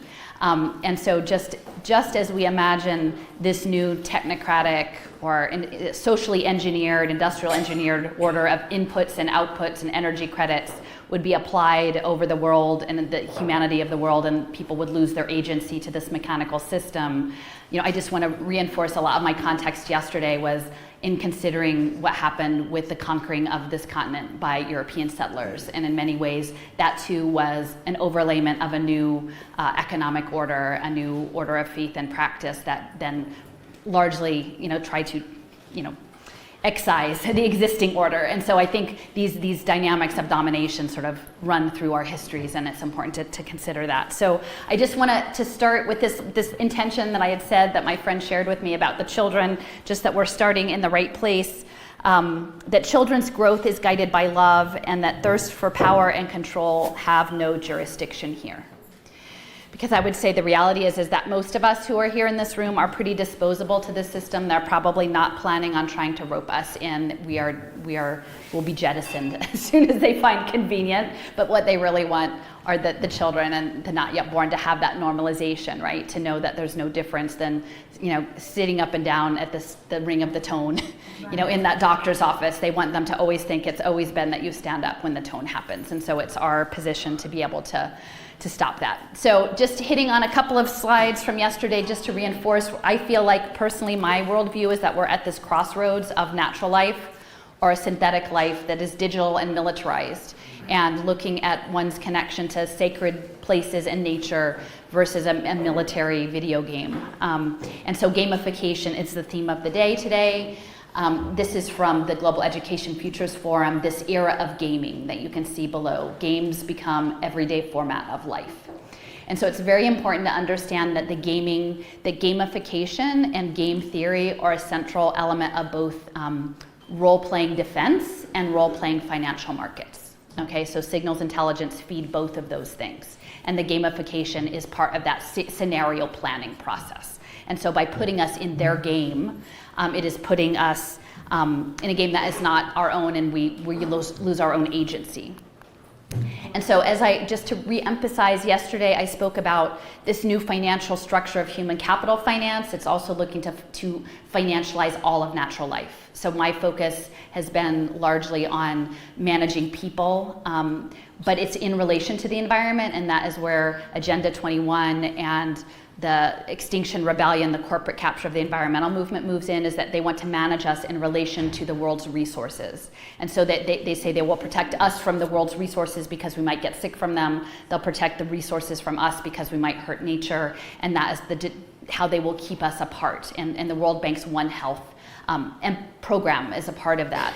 But we have to understand that the two pieces of these, it runs on the Sustainable Development Goals. And so one piece is largely about managing people, and one is about managing nature, and they're in relation to one another. And Corey Morningstar, she's a contributor to Wrong Kind of Green, and she really does a lot on the environmental angle, the corporate capture of the environment. So it's based on pay-for-success finance, really this idea of outcomes-based contracts, which are being sold to us as accountability and transparency. But it's accountability and transparency to an industrial engineered machine that seeks to eat our souls, really. And so this idea of you predictively profile people, and the scientists, I think I would say we need to understand them beyond the white coat lab scientists, but also the data analysts. The scientism religion also is largely run on big data analytics. And so even beyond the white coat doctors and the health professionals, that the data analysts will potentially supersede that in the religion of scientism that is proceeding. So we will predictably profile people as a debt commodity, a debt on society based on genomics, geography, parent situation. We will say that we will fix them with an evidence-based solution. We will get investors to invest in that solution, and then we will track people. And so this system enacts overall surveillance, and then we will involve third parties to look at the data, oftentimes with defense or state intelligence ties, and then hedge funds can short the debt and either bet on how we do in the game, right? And then the game begins again. And so people who have issues with everything can fall under this rubric. It's a chronic illness, food access, education, housing issues, mental health issues. All of these things are embedded into this machine to be gamified as social engineering, as Patrick has stated in his earlier talk. So, the name of the game. And Alana, it's funny, I forgot that was in part of your book, but my friend Joseph, again, he's a combat veteran, he's like, yes, the game is full spectrum dominance. So it is full spectrum dominance. And I had actually put that up before I remembered that, just to reinforce in Alana's book, that is her focus. It is the full spectrum. And it goes from space to the microbiome. So that, she spoke about frequency, right? But the other fullness of it is from space, because a lot of this game will be run on satellite communications, and then down to the microbiome. And both of those spaces are spaces that the state of Arizona is actively engaged with. Okay, and so I think it's important I try to provide local context to this. So that's the spectrum of domination. Again, I spoke yesterday quite often about Michael Crow, the president of Arizona State University, and his ties. He's the founding board chair of In-Q-Tel, which is the venture capital arm of the CIA. And you see there George Tenet is on the advisor group of that as well. So what is In-Q-Tel investing in? Yesterday I mentioned Pokemon Go, Niantic, which developed Pokemon Go. But this is one of just about 8 pages of open investments they have. And if you look, it's trusted infrastructure, digital intelligence, autonomous systems. You see lots of autonomous, lots of trusted. That trust isn't human-based trust, that is mechanical trust. That is systems engineering, that is an industrial engineer, it's a social infrastructure that is actually essentially being underwritten by state intelligence, working in collaboration with this global finance system. So again, this is local. So University of Arizona here, they have the business school, a program called Insight, which they say it's the Center for Business Intelligence and Analytics, so big data research of all sorts. And they have all sorts of things around healthcare data and other sorts of data intelligence. But you can look, over there I put their sponsors. And their sponsors sort of say a lot as to the kind of work that's involved. I mean, the CIA is a sponsor of this business intelligence, and Raytheon and SAP and Oracle and Amazon. So if we're talking about the systems engineering, it is fundamentally a militarized space. And when we think about the concept of domination, most people, average everyday people, even people with graduate degrees or who have credentials, are not aware that the structure is being put in place and what the relationships are. Even though if you go to look, it's pretty obvious. They put it right on their web pages where their money is coming from. But these are the people who want to know the analytics. I also will point out NASA on there, so that's the space. So yesterday I talked a little bit about mixed reality, augmented reality, where you use the geolocation data, Operation Keyhole, Google, it's really convenient to have a map that knows where you are and can tell you what to do and what restaurants to go to, but ultimately that's based on real-time tracking of you within space. And then the overlayment of information through sensor networks onto the space. And I had mentioned about Niantic, again, being funded through In-Q-Tel/CIA, and they're developing things called augmented cities, where it's all fun, right? They start out with the fun things like the Pokemon Go games. Isn't this entertaining? Catch a monster. Here, we're going to do local history. We'll put it in all your public parks so you can scan your phone and you can hear interpretation. But it's going to be so convenient when no one is allowed to walk closer than 6 feet to anyone else, right? Here, we'll have your own pop-up art performance, right? You can interact digitally with a fountain on your phone. And these are the augmenting that they're talking about, but it's starting off in a slow, soft version, like that. It's like, well, who could be against having a poetry tour downtown? And then you say, but it's the CIA, and they don't believe you. So this is, and the other piece of this, so you can see there's Magic Leap, and I think, so someone recommended to me to read Neil Stephenson's book, The Diamond Age, and it was written in 1995, and it pretty much has all of this embedded, all of this technology, nanobots, one world government, tutors on iPads, digital governments and automated court systems and incarceration systems. And he worked for Jeff Bezos for a while, and then he became the head futurist at Magic Leap Virtual Reality. So that is sort of, you can see they're working on miniaturizing it smaller and smaller. Look, you can wear your laptop in your headset. And so a lot of times what we're going to hear about moving forward is middle skills jobs, reskilling people for the new economy, the future of work. And it's all, my sense is that a lot of these programs, people are thinking, oh, we're talking about traditional career technical education, vocational education, like you're going to go somewhere and a person is going to teach you. And no, what they're imagining is virtual reality apprenticeships that are handled through these mixed reality laptops. And if you imagine that as programming, the individuals who are partners with these data analytics firms or other firms are programming the content that you receive through that headset and how you see the world. You're essentially forsaking the agency of you seeing the world with your own eyes, with the eyes of the intelligence community. So what is this purpose? In my feeling is that this is foundationally about eugenics, but in many respects, if we imagine eugenics, as in the past of like, how can we create the perfect human, right? The strong, intellectual. This world is for post-human. They don't want the strong, critical thinking people they don't want those people around. Actually, what they pretty much want is a commodity they can manage through chronic illness and mental health, and that is under their control. So that they can have them as a dependency to run these pay-for-success deals and make them code this virtual world, is that in my opinion. And if you look back, and it was sort of devastating to me, but when I was looking at the first social entrepreneurs, in this Michael Young, and he's in the UK. So again, I had mentioned a lot of this is coming through the socialized systems. Not that people don't need supports, especially if they're all going to be kicked out of their jobs, but the engineered society, this guy Michael Young was the thought leader for the Labour Party post-World War II. And so he was involved in creating the NHS, and he was connected to the London School of Economics and the Fabian Society. And those individuals were very much eugenics and emphasis, and I didn't know that they even existed. I didn't even know about the Fabian Society. And I, as someone who leans left, honestly. And so when I found this thread that distance learning, state health systems, all of these things, and you match it, I didn't know about the background of the Rockefeller medicine, allopathic. Like, I'm new to a lot of this. So it made a lot of sense to me that you create a system, it's a wolf in sheep's clothing, that purports to care for you. And then when you give yourself over to them, it's not that at all.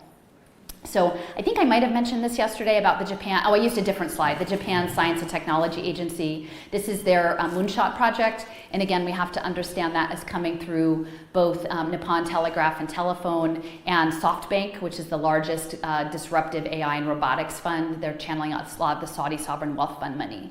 So when we talk about like diversity, equity, inclusion, as much as, clearly we want to have vital, vibrant places with lots of people. What they're actually laying the groundwork for here is cybernetics, and to create the status of robots or human hybrids as a diversity issue. So you can see that what they're aiming for is augmented creatures, which also beyond human include animal, plants, and other beings, and artificial creatures within physical cyber environments. And so like when I sit here and like I bring this piece of driftwood from the river, like I'm saying this is serious. Because we as humans have a responsibility, because it is our fellow humans that are enacting this on the world. Like the moss doesn't have a say, like the cacti don't have a say about this geoengineering. And so it's really up to us to interrogate the system. And a lot of it's been being framed also within the disability rights movement. So they're in Tokyo, they've been piloting remote operated robotics. So they'll say, oh, you're in a hospital bed, you have ALS, you can't, you're mostly, people with significant impairment, but you can work in a cafe through a robot. Right? And if you imagine, like, they frame it as, isn't it lovely to be social out in the world in that way? And yes, like, clearly having some, like, there are real limitations, but it's this dual use, right? Are they going to make the person pay off their time in a hospital by working in this cafe? Like, is it really a caring thing that you're trying to enrich someone's life, or is it another way of slave labor? And so these policies are moving forward. So I would just say gamification is central. Kevin Werbach, I might have mentioned him before, he's a professor at Wharton, and he blends both gamification and blockchain. And what Werbach has said to his group of Wharton alumni, because he said, a lot of people don't even know that there's a game. And a lot of people don't know the rules, and sometimes the rules are unexpected. So really it's best to be the one that designs the game, right? And so that, like, if you're a Wharton alum, then you get to be in the room where Kevin Werbach says, you want to design the game, folks. You want to be the designer. And so you can see here, we're talking the behavioral analytics is leading to transhumanism. And I spoke yesterday a bit about using the data analytics to train the machines to be more human, right? So they're linking the analytics into the transhumanist program. And I sort of liken it like one of the big players in this is actually Epic Games. Epic Games was able to scale Fortnite with money from Tencent in China. Tencent is a major investor in the video game world, the virtual world. And it's sort of like the next iteration of the pick your own adventure books. Like there's different quests and different tasks, and you can come to different outcomes depending on at different forks in the road, the choices that are made or the outcomes. But ultimately, it wasn't your book. Like you didn't write that book, you're in somebody else's book, you're in somebody else's game. And so if we accede to living in a world that is gamified, we're living in somebody else's game, and they know the rules and we don't. So I will just share this image. Like, I encourage people, especially if you care about nature and the environmental movement, because so much of it has been captured through corporate interests. This is the Internet of Bio-Nano Things, and this image from Ian Achildes, he's at Georgia Tech, I mentioned him yesterday. This has been in the process for the last like 15 or 20 years. Now, I'm not in the tech space, so I don't know if these are people who are blowing hot air, that this is far from happening or not. Clearly, Georgia Tech is a major defense contracting research institution, but these powerful people who are using our tax dollars largely to do this research are imagining a cyber-physical environment with nanobots and voice-to-skull technology in which we interface with our world through electrical signals intelligence, right? And it's very true, I'm still learning a lot of these things that we're clearly electrical beings living in an electrical world, and we're already engaging in electrical ways. Like we know that like the good feelings we feel when we're all here together and we're kind of on the same page, it feels good, and there's an electrical element to that. But what does that mean, that what they are building with their nanotechnology that Alana spoke to yesterday so clearly? So I just sort of visual when I was looking for, like, I feel like what they want to do is create husks of people, right? And then like gut us out and make their machines. And so just when I happened to be looking for virtual reality and different things in Arizona, and this zombie game came up, Arizona Spring. So I'm not a gamer. I don't know if this is a good game or not, but like it's a pretty great, it had an adult rating on it. So I sort of feel like we're against the Arizona Spring zombie apocalypse version versus like someone who's actually fighting for like a sacred, like a cultural connection to place and community. So that's sort of the game. So what is the board? So smart cities, that's something that Patrick knows very much about. And Alana, they're being run through space, running through these nanotechnologies. Essentially this idea, and we've heard in Nevada that they're talking about creating new cities now that are run by companies. Like company towns, right? Coal towns, if you imagine the mining towns that are now, the mining is they're mining your body, right? And it's the tech companies that are setting them up. That the virtual world, the gamified world, is the game board, and then really, literally, the pieces in this game are our bodies from both our cells and our frequencies. So, I really, I think I mentioned yesterday that I wanted to try to get out to that Vatican telescope, but I feel like it is this sacred and profane engagement, right? And it is a scientism, again, and that's the interesting thing about this Vatican telescope. Why is it the Vatican and Arizona State University so interested in space? Is it just for is it a faith thing, or is it something else? Because we know that this game is going to be run from space. So this is an image from my friend Joseph's game that he's working on, and actually it's interesting because it reminded me a little bit of Salt Lake City, the mountains, or here I guess a little bit. And so he's building it, and so if you imagine the world being recreated as a game, actually there's a lot of work to be done. All of those tabs, all of those numbers, there's all sorts of math, and then you code, how people interact and how vehicles interact and what the behaviors are. It's coding. It literally is social engineering, but you're socially engineering a game in which X amount of stuff is fixed according to code, and then you enter real people who sign in and log in and play in this space. So this is sort of like transmuting a real landscape into this space that is not under our control. Again, the spatial web, this just talks about, if you look at the Spatial Web Foundation, I put this up here, it's worth looking at the report. Again, I do not know how close they are in this technology, but you can see in the lower version the augmented reality, right? Someone walking and this pop-up. It's not unlike Minority Report. Like we've seen that when the guy walks through the mall and the messages pop up to him that are personalized to him. they're talking about hyperporting of users and smart assets between spaces. And so my understanding, again, I'm not a gamer, but that you can get to different parts of the game by like clicking through. You can port into different parts of the game, different quests, different elements. So really what we're looking at, like when you see on your social media, like little rooms, like do you want to create a room with someone? Like that's a portal, like you're like they're normalizing all of this, like you will hyperport into this room. And I mentioned yesterday about the blockchain transhumanist brains, like something in that room might not even be a human. It might be like the kitten printing toaster, in there that you're connecting to in your room to solve a global problem of climate crisis or something like that. So I want to say that the world is going to be mediated by contracts. I need people who are in the legal space or the accounting space to understand what they're building, because they're not going to need you to either when they get there. Okay, and it's going to start small. It's going to start like, okay, here's a signature for a smart contract, right? So this is the starting point. We as a state have acknowledged the smart contracts, but look, it's a signature, and who's going to say, well, that's a bad idea, right? Because we're all locked in now.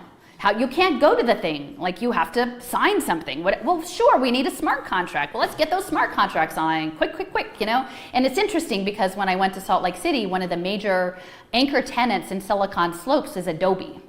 So I'm still trying to figure out if anybody has ideas about where Adobe plays in this, but I think it's going to have something to do with these documents and smart contracts and navigating the virtual web. But if anybody afterwards has some, I'd like to know there's something going on with Adobe in this. But it's mediated by QR code. So up at the top is a lock system that's a QR code mediated lock access point. And all you have to do is imagine all the things you engage with on a daily basis having a lock on them. And then having a contract decide, depending on your level of access, whether or not you're able to engage with that material. So again, smart cities are the center. I know many people have done far deeper research into that program, that agenda, as well as Rosa Corey, who has recently passed, which is very sad, just in her honor, acknowledging her work in that space too. If we understand smart cities as following in the tradition of reservation systems, where we put displaced people that we were inconveniently located in things that were places that we wanted to have access to. I think that is the model. And I never knew, this is just floating out, this is not hard to find about, the mad scientist megacity map. This is from 2012, right? So they know that they're going to put you in megacities. We're not asking to all be in a megacity. I mean, I like my city. I'm not an anti-city person. Some people are like, oh, I'm definitely not a city person. But at the same time, the people in the cities aren't asking to be part of a mega region either. And this is, in one of these documents about the megacities, they said they're going to have mile-long corridors of orchards and parks so that they can mobilize the military between the giant sections of the mega regions. They're going to keep cleared areas that aren't built up so that they can move their forces. It's pretty scary. And they talk about asymmetrical warfare. So what they talk about is they talk about warfare in an urban zone, which is really intense and challenging. And that is not unlike Cochise and Geronimo, in the mountains there. That was asymmetrical warfare. So they're learning those lessons and then they're applying them to the smart city regions. So I mentioned yesterday James Giordano, who's a professor at Georgetown. He's talking about neuroweapons, right, accessing people's minds. And we had talked previously about accessing the blood-brain barrier and nanotechnology. So they're talking about accessing neural systems to protect the polis, right? So if you are a threat to the smart city, you could become a target of a neurotech weapon. And that is the framing, and I think that is really important to understand, is that, and how we should do it remains an issue. So they're sort of touting that there's an ethical element of this, but don't think that they haven't already gameplayed the scenarios here. And again, you guys got Gates setting up his smart city, right? So, it'll be interesting to see how that unfolds. So again, I mentioned the Internet of Bodies. I ended up weirdly about 4 years ago in an angel investor meeting that I did not know about. It was an Evite I had in my Google alerts, I still have Google alerts. It was Internet of Things, Smart Cities, and Pay for Success. And it was a meetup at a co-working space in Washington that was connected to Microsoft and the IMF. And it was about all of those things. And the gentleman that ran this company was there, the Smart Internet of Things School. And it turned out it was a box lunch. There were only 12 people. Like, I thought it was a big auditorium of people, and I was there with 3 other people who were, I mean, clearly I was not an investor. And I called them out and I said, this is not okay. And this guy, he said, like, he ran some big network in Richmond, Virginia. And he said that he took his daughter's history class online because she didn't like history. And I said, you know, now they'd know from behavioral biometrics it wasn't her, right? And he just looked at me. But they know what they're doing. They know what they're building. This was 3 or 4 years ago. So they're going to smart up your kids' school in every aspect, getting to and fro and what it is until they disappear the schools and they do it all to your house. This is a house. This is casita. This is a model. If you've noticed, I don't know, in Philly we have all sorts of pop-ups now. Pop-up beer, you know, things and pop-up parks and pop-up, they often use these cargo containers, And so these cargo containers are sold, there's a video, it's like mid-century modern luxury, right? Like, look, you can pull out your bed, you can pull out your TV, you can do, and essentially, but they're like, yeah, here's 60 Internet of things that are embedded in your casita. And they're selling them as like in-law suites. Oh, it's so cool. You can have your mom in the bed. So that, but they said, we're going to roll these things off like cars because it's all prefab. So we need to keep a very close eye on manufactured housing industry, because how are they going to build the megacities? It's going to be printing off-site, trucked, and then installed rapidly. And even in Philadelphia, a lot of the gentrification is happening with prefab housing in part, but it's not to this point. And you can see this, that is actually from their logo. They stack and pack. When we talk stack and pack, they are literally developing infrastructure to stack and pack those things, because you're not getting out of them. Like, once they put you in there, you're on the 3rd floor, you think you're going down? No, the QR code is not letting you down very often. You're in the zoo. So, I don't want this to happen, but people need to know that these things, all of these pieces are rolling, right? So how do you get to move? How do you get to move? Well, that's the social credit. That's the geofencing from the satellites. You'll hear a lot of discussion now about mobility solutions. And again, a lot of it is tied to climate, right? Like, we can't have our own cars. Now listen, I like to take the bus.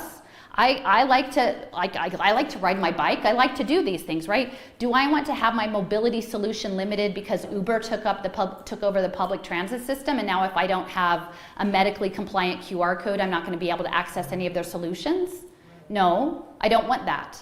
I want the city that I came to, which is a city with services, even though they were rather inadequate, that are under the control of the people, not private investors.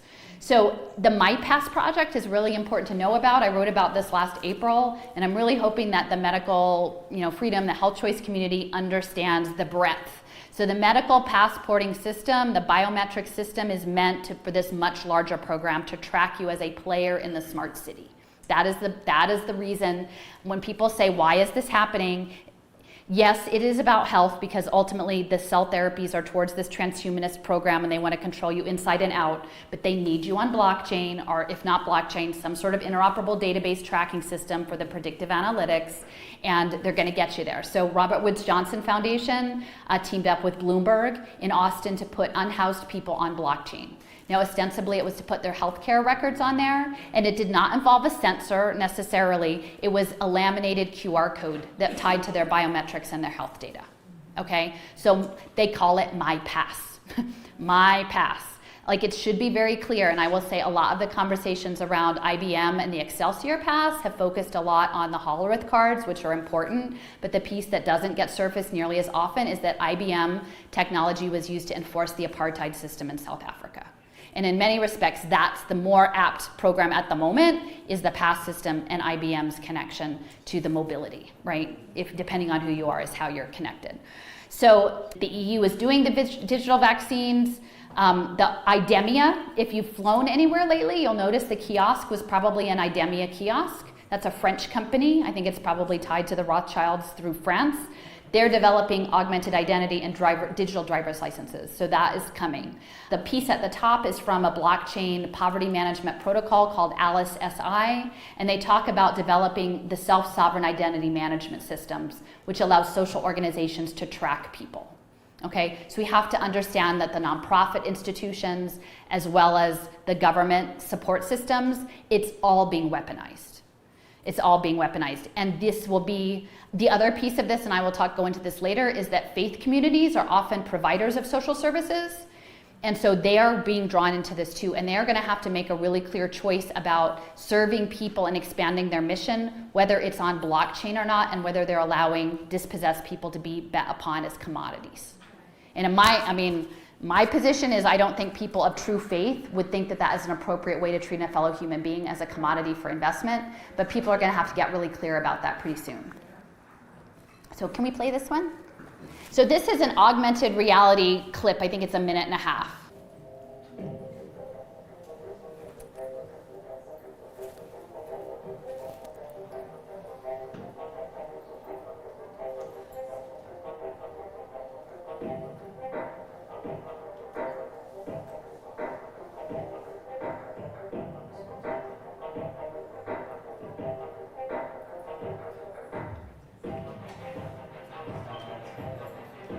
That's the mobility solution.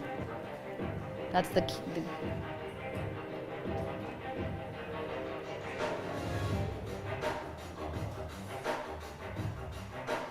Share, that's the sharing economy. Payments, digital payments. Overcome barriers. That's an interesting one.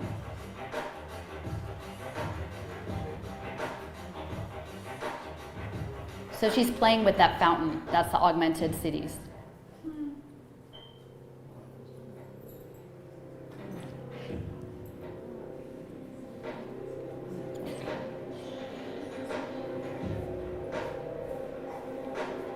And that's the sensor network.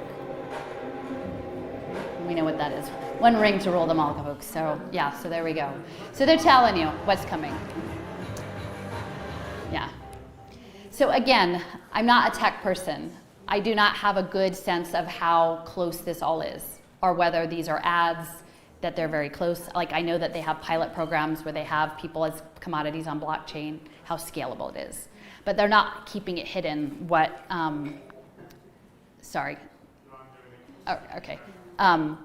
They're not keeping it hidden what their ultimate goal is if we don't say we don't want that, right? And they want us to want it. And they want the children to want it too. That's the thing. They want the children to want this. So again, if you notice, the leitmotif has been very much about hexagons, right? Hive mind, but it's also the most efficient use of space and tiling, which I think is really interesting from a gamification. The Settlers of Catan board game is hexagons, and Uber uses its hexagons to tile the world. So I'll just emphasize that Uber is not a ride-sharing company. Uber is a geofencing company, okay?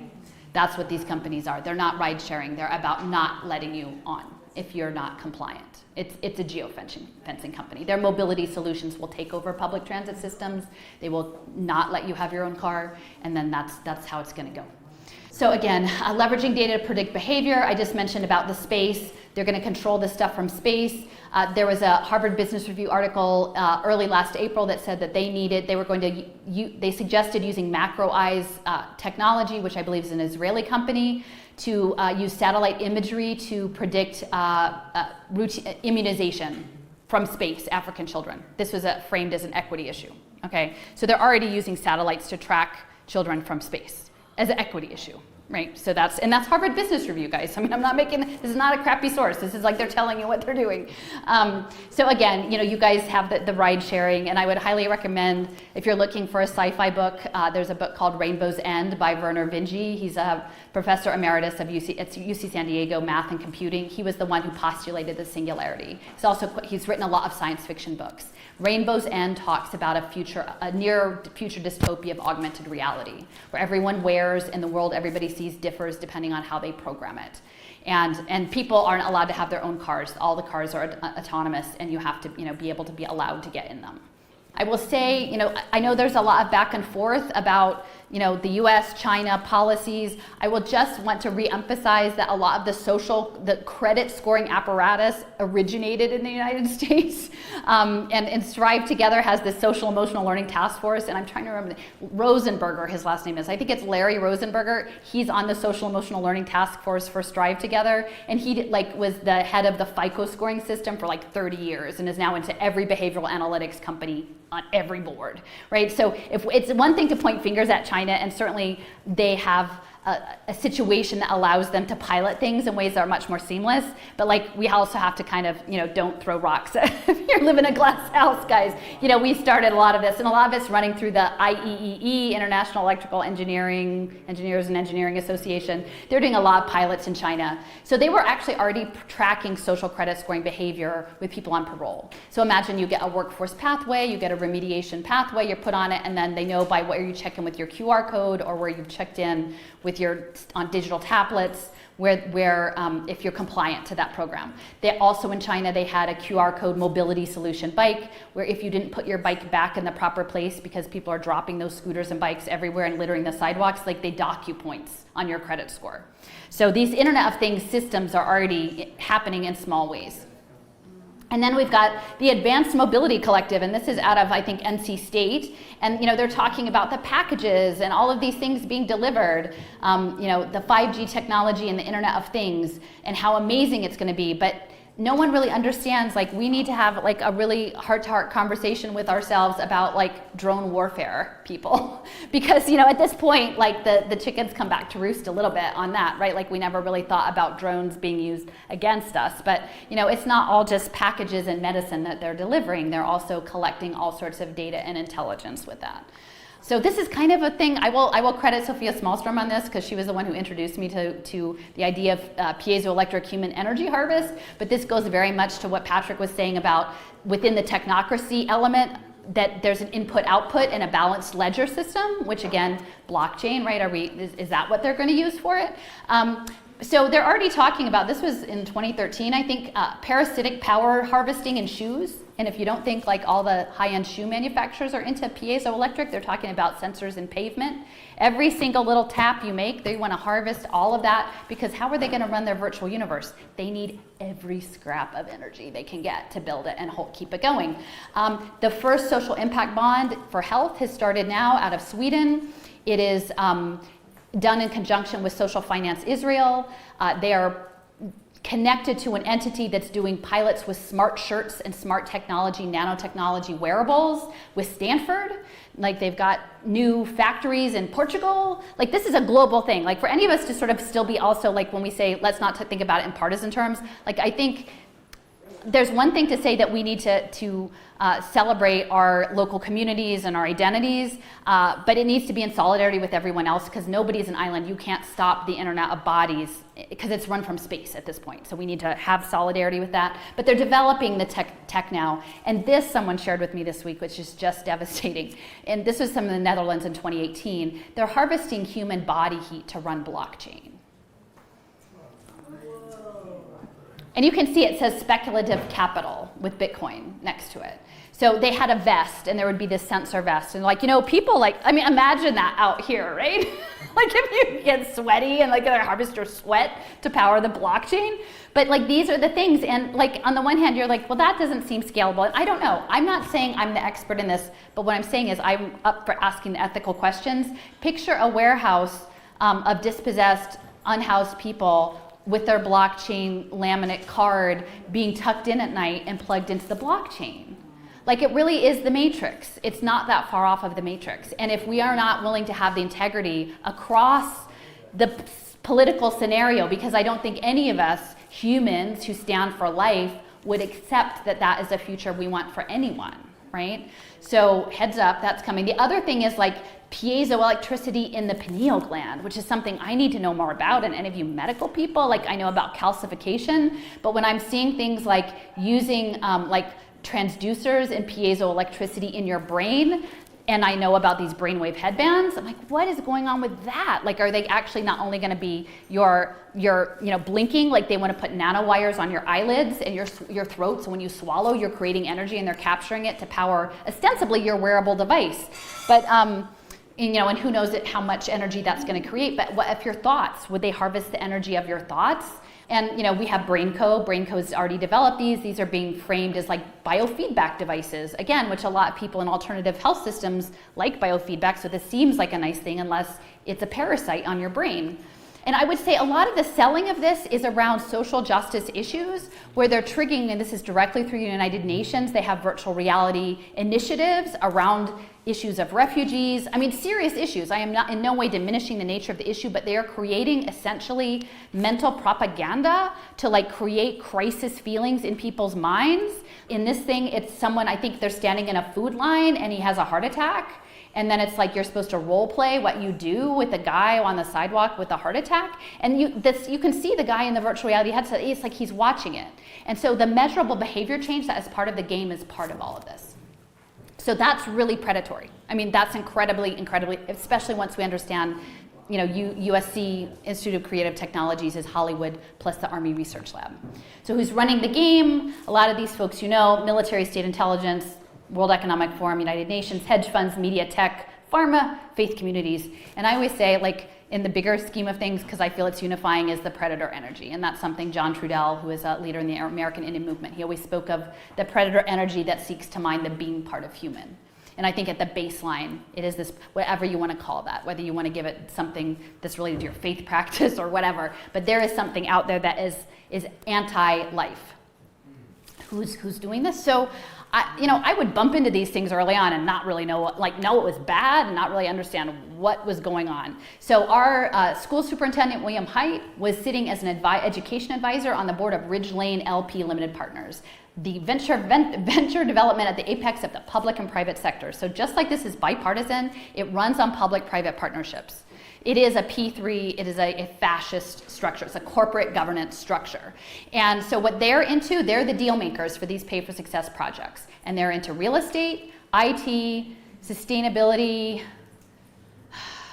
and education. Yeah, education, right? And so they got a whole stable of bipartisan former governors, former elected officials.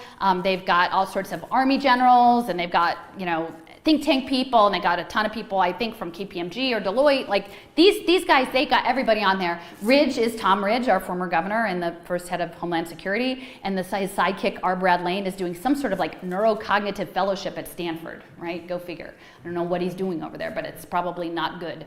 So again, the UN, like we know that the UN Sustainable Development Goals are the game. That's the rules of the game. You guys have a presence here. I know it looks like it's just in a shopping center. You might want to keep an eye on it. I don't really know how far that goes, but like I think there's stuff that's often connected to the universities. We know about the globalization, the World Economic Forum. This is being tied to the dispossession of people's meaningful life work to robots and algorithms. And that's the next phase. And it is going to be public-private. So that's the impact. Whenever you see impact, you know that's the game. We're in the game, if you need a heads up. The other piece of this is just, and you guys are familiar with the pharma industry as in and of itself, like beyond the human capital bonds, which I think many people who understand the harm of big pharma haven't yet made the connection, expanded their view to the human capital bonds and the behavioral analytics.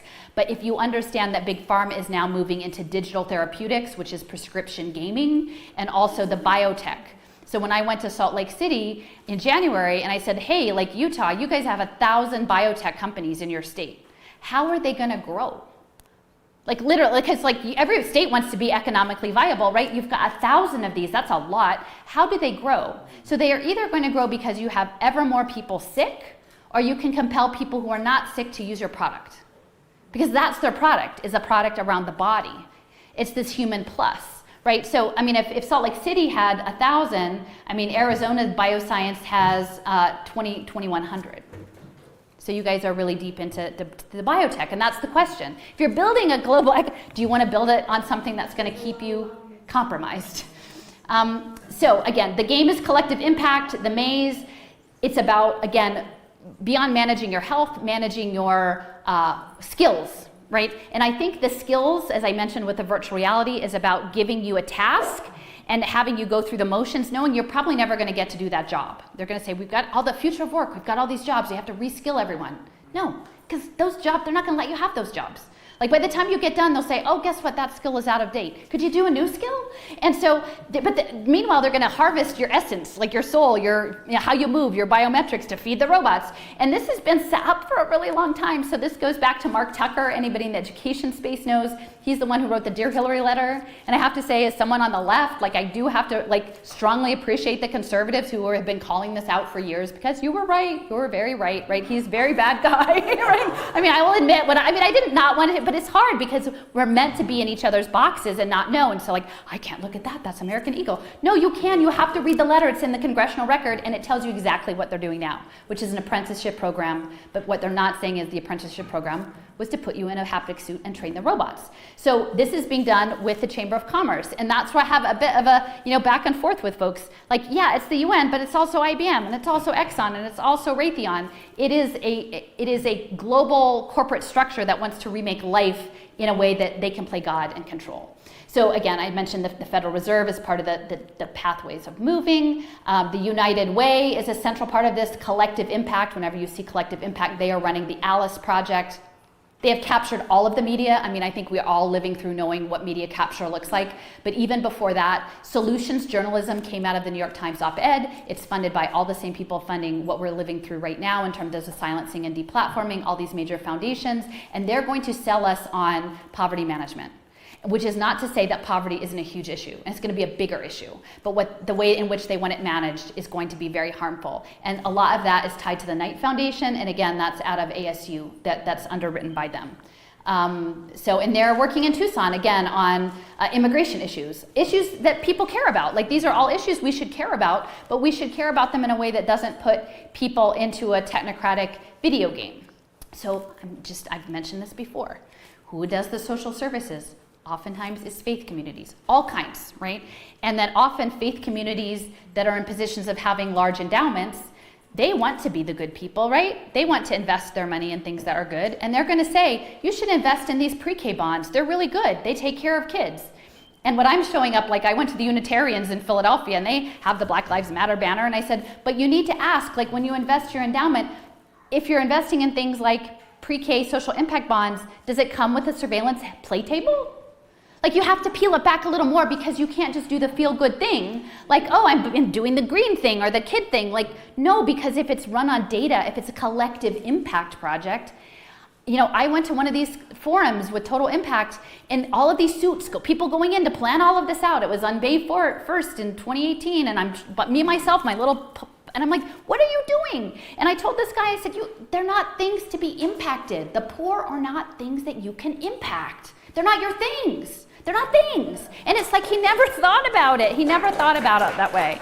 So I will just say, this community care system, please look at it, especially if you're part of a faith community or you lean libertarian. This is out of a paper in Idaho, and they're saying this is how blockchain is going to get the government off your back. Okay, so they're saying, look, invest in your community. And yesterday we had a very nice discussion about local currency. It's not this. I don't think this is how we want to invest in our people, is on blockchain as a commodity that has trustless trust that's on a machine. But that's what they're pushing, and so people need to know that.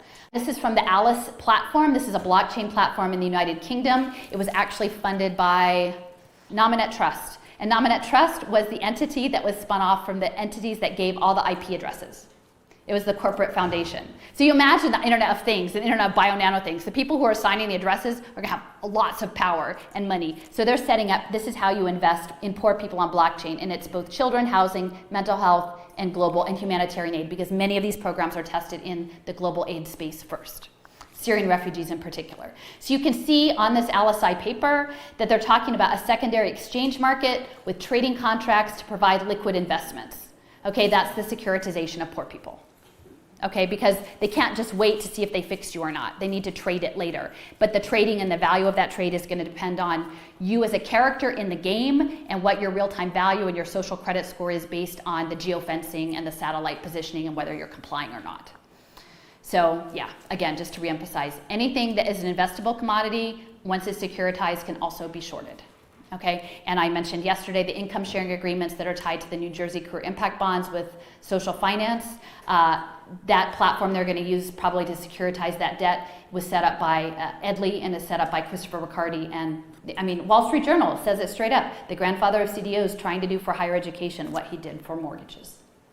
Okay.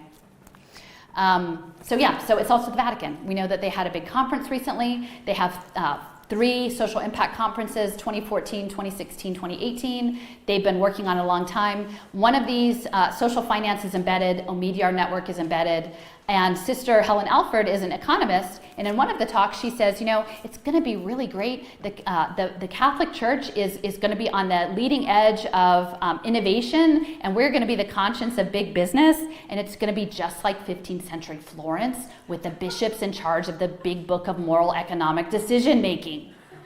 I mean, and I'm not making any of this up, but once you read this, you can't sit back and go okay, Helen, I don't think I want the bishop to be in charge of my moral economic decision making. Thank you very much, even as you are the conscience of IBM.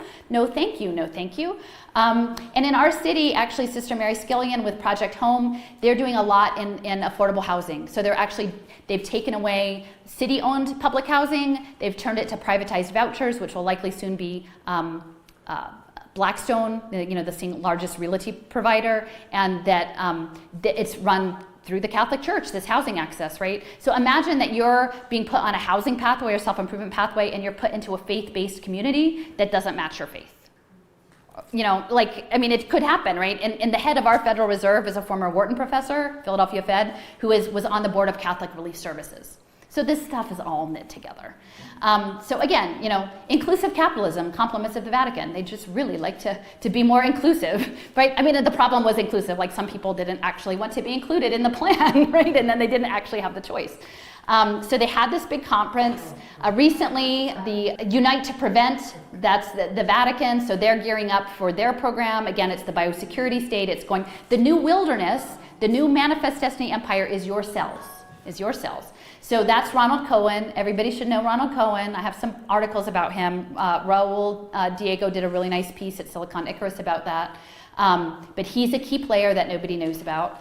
And the thing is, at that conference, there were a lot of people from the Church of Jesus Christ of Latter-day Saints. I will just say, they're very closely together. I've mentioned Salt Lake City as being a center of a lot of the technology. And this is from the Salt Lake Tribune. So if we understand markets and the pressure of markets and how it works, is that if you're investing, where do you put your investments where the imperative is making money, right? And so you're putting them in health and technology stocks. And so, this was, I'm not sure, it might have been a couple years ago that these were the top stocks, but you see Apple, Microsoft, Google, this is Ensign Peak Advisors. It says of their stock holdings, 7% were split between Apple and Microsoft, right? Johnson & Johnson, Intel, Facebook, Visa, JP Morgan Chase, Health Group, Merck, Berkshire Hathaway, Disney. These are all people who are running this program, I'm telling you. They're running the game, right? And so we have to try to find ways of holding our institutions accountable to us no matter where they are, because the imperative within this really toxic game is that they don't. So players, I will say, I've been in touch recently with people who are targeted individuals, and if you had asked me a couple years ago, I just don't know what I would even make. But after you sit and listen to James Giordano, you listen about neurotech and neuroweapons and smart cities, they need a test bed for this, and it's very likely, I think, that the platform in which some of the stuff is psychological warfare beyond sensory technology or neurotech is disruption, like wrecking people's lives, just cutting them off in traffic, arguing with them in the grocery store, and that creating that as a gig platform, like an Uber platform, but instead of, or whatever, driving groceries, you sign up to harass people, just enough and then pull back. And I'm not making this up, but I think I've had people tell me, because I had pieces they didn't have, and then that was their piece. So I think we have to understand that all of this will have a test bed, and we have to be very empathetic towards people in that circumstance, because everyone tells them they're crazy. And I don't think that they're crazy. I think they're living in an insane world. So IDEMIA, okay, I mentioned they're setting up your driver's license, so there's your augmented identity, guys. Welcome to augmented identity world. You're now a cartoon character. We're creating digital twins. Here we'd like for you to level up and emotionally connect with avatars instead of people, right? You're gonna love them. Here are some people. Alice, that's the United Way, their managed poverty program of the working poor. They're working in partnership with Strive Together, the cradle to career human capital development. And they're with the United Way of Tucson and Southern Arizona, so keep an eye on them. Again, I mentioned about the targeted individuals, but understanding that and potentially connecting to a gig economy of harassment. I mean, if you think harassment is bad just at the level of sort of everyone's psychological hysteria now, imagine monetizing it, right? And gamifying it, right? That's pretty crazy. So this is from Joseph's game, but it's like a street fight, right? And I'm sort of imagining like, okay, well, what if you have AI that's managing setting people up to like fight other people in the street, and you don't even know what's happening, you don't know why. Sometimes things have happened to me and I don't know why that happened, right? And there's a story that's going on behind you that you don't actually have access to, but you're caught in somebody else's game. Again, your ability to transact with the world is dependent on what's in your blockchain wallet. That's not just money, which is what the focus largely is around. Independence is the finance piece, but it's about rights and privileges. They're working, a lot of this is evolution out of Second Life. The guy in Second Life is working on blockchain and gig economies and other things. Their goal is a single sign-on for the internet. Eventually, if you will have to sign on to the internet, you will be trackable. The cyber hacks that are like predicted will force that, and then there will be nothing that you can do other than sign on, and they will know where you are digitally all the time. Because just like they want to track you in the material smart city, they need to track you in the metaverse too. And that will link your digital twin. Your wallet will be sort of your portal between the you that lives in the world we know and then the virtual twin you that lives in the other world. So a lot of the digital twinning is coming through the medical space. So they're working on digital twinning, the future of health. That is from MacroEye's website. And you can see that is how they imagine humanity is coded and energetically virtualized, but not individualized. It's just matter, it's programmable matter. That's how they see us. And the blockchain will also be used to track your cell therapies. That'll be part of the game. In the eugenics, like what is a eugenics for a post-human world? Your electronic health record, and that's what Ezekiel Emanuel was to set up with the ACA, was the electronic tracking that will be put on blockchain. The rules, we know the Sustainable Development Goals, those are the rules. We know that the Sustainable Development Goals are linked to global finance. This is not really about fixing the problem of climate, problems with the climate, problems with the environment, problems with poverty. It's about managing it in a profitable way. So the BlackRock is, I think BlackRock may just be AI, like a reference to AI, that this thing that is like a mega thing. There are people who conjecture that the whole lockdown was predicated on the power that BlackRock has over the world in terms of investments. So New America is funding Arizona State through this public interest technology. They have something called Bretton Woods 2. And again, if you understand, like I was brought up with a certain framing around the New Deal, and it wasn't, am I after 2? Do I have 5 minutes? Okay, so I was framed that it was like a good thing to take care of people, and I didn't understand that there were carve-outs and that like domestic labor, agricultural labor, predominant labor of black and brown people was not protected, and that it was meant to certain policies and to sort of take this lid off and keep the machine going, right? To reset it, to keep it going. And this Bretton Woods 2 is going to be the digital currency reset and the gamification of life to keep it going. So the connection between Arizona State's and New America with Eric Schmidt, that is very important. Eric Schmidt is a major player with New America, but they're doing things around policy change, digital impact around government, because they really want a mechanical government, and asset allocators. So it's all going to sound good. We want stakeholder capitalism. We want the good kind, only we don't want that. What works cities? Your smart city, the data analytics that keeps the game running. It's turning you into the harmonized digital citizen. Estonia is the model. And Tim Draper, who is actively involved in that development of that program, he says he doesn't think that we actually need physical countries anymore. Because guess what? They're going to put you in the casita and put you in the haptic suit, and they don't need a country for that. I mean, they can go bop around in the real world, but you're going to be trapped. So you're going to have Bitcoin as a virtual currency, and it can be global, and that's what moves their thing. So you've already got 3 what work cities at least. Mesa, Scottsdale, and Tempe are all in the Bloomberg. Bloomberg is a key person pushing Moneyball government, data-driven government, data analytics government. A lot of the research came out of actually New York University, the governance lab, which is sort of at the bottom, that purple dot. Arizona State, they had I think 7 different conferences, many in the US, but also in Toronto and London and Italy. They had several here at Arizona State University. There are many departments at Arizona State that are connected with this larger industrial engineered government lab system. So Michael Crow is working in not only with the future of war folks in the gamified education, but in the digital government space. And this is just like what one of these things looks like. Like they're gonna come in your house and track your parenting on a tablet for a social impact deal. This is coming, I think this one is in Boa Vista, Brazil. So, you know, if they've already got it, is it scalable? I don't know how scalable it is, but it's coming. It's the Panopticon, shopping with your DNA, they're gonna nudge you. I don't think it's gonna be a gentle nudge. Food stamps, yeah, it's gamification. It's exactly what Patrick said. It's going to be, if we'll give you some SNAP benefits, but then we're going to trigger whether you buy the good food or the bad food, and then incentivize. But in the end, the incentive, they'll cut the things that you can only do it if you always make the good choice. And if you're homeless, if you live in a food desert, if you work 3 jobs, you may not be able to ever play that game. So social prescribing, all these pathways are called social prescribing, the assignments. Here's your to-do list. Here's what you're supposed to do. Your navigator, your social work navigator will put you on the pathway. They'll just wind you up and tell you what to do to be a good, harmonized citizen. Along the way, like we'll control you through the geofencing, and that'll be your medical status that will constantly test you. Arizona has the healthy community. Like who could think there was anything wrong with that, right? If you didn't see all the lead-in photos, you would think that, hey, I want everybody to be healthy, right? Like, no, they don't want you to be healthy. It's important to know that this is linked to privatized welfare, and all of the for-profit prison groups are moving into social work. Geo Group and CoreCivic, Continuum of Care, that's what they call it. So they've got your big brother, Bloomberg. He built his European headquarters on the Mithric Temple in London. So those of you who are interested in esoteric stuff, that's going on.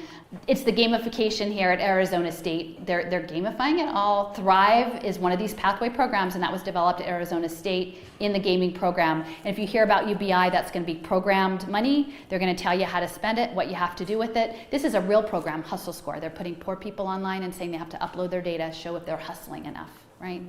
So yeah, I think I'll just stop here. But local currency, skills, you know, they want to put everything on a token, learn it, earn it, share it. You've got these different quests, health quests. They're working in Orange County. They're going to put people on these pathways with your AI. Rockefellers are involved in both health and education, and they're putting you on a data dashboard. So yeah, but I don't think that this is going to be how it's going to go. Again, I've got the moms here. We're energetic beings, and this life does not want this. Life does not want this thing. So I know many of you were here yesterday, but I still do have some extra. So I will the Dandelion Manifest, like people are like, how do you say all these things? And you actually still say like kind of, but like people need to know. But I seriously believe that it's not gonna all come out how they think. That they are overblowing this, but I think people deserve ethically to know where it is. At least people who have this fortitude to look at it. So thank you. I'm back. Are you ready? So this is my last chick, but I really want to make sure my entry into all of this was from the education space. And I think if I can leave feeling like I've accomplished something other than like collective, weight put on you, is to expand our consciousness to understand that the struggle is for kids. And that it's around bodily autonomy, but it's also around your mental autonomy and your agency. And the education system is a huge part of that. And the biometric digital identity system that's coming through this biosecurity moment is meant to also control their educational access. And as Drew was saying, like knowing the history, right? I was always a really good student in school, and I didn't get that history, right? And we still had textbooks, and they weren't smart textbooks that tracked when you opened them and what you read and your emotional, resonance to whatever you were reading. It wasn't any of that. And I remember as a parent when I started in education space reading about artificial intelligence and education and feedback loops. They called it personalized, and I was like, well, they're programming children, and there's no way to know who got what information or to what end and how they were programming them. And so it's like the memory hole, of 1984. They can just change the history, they can change anything, and they can do it to psych you out too. So I want to make sure that people in the health space are familiar with how the education piece is going to link up. So this is about the kids.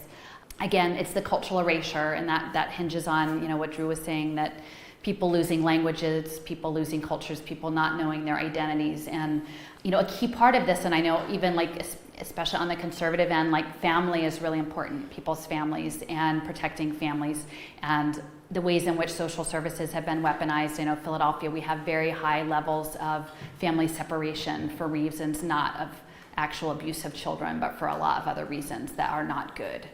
And so that foundational piece, Carlisle Residential School is in Carlisle, Pennsylvania, central Pennsylvania, and that cemetery there is where several hundred indigenous children who are relocated from various parts of the United States, including the Dakotas, were there and made to build the buildings there.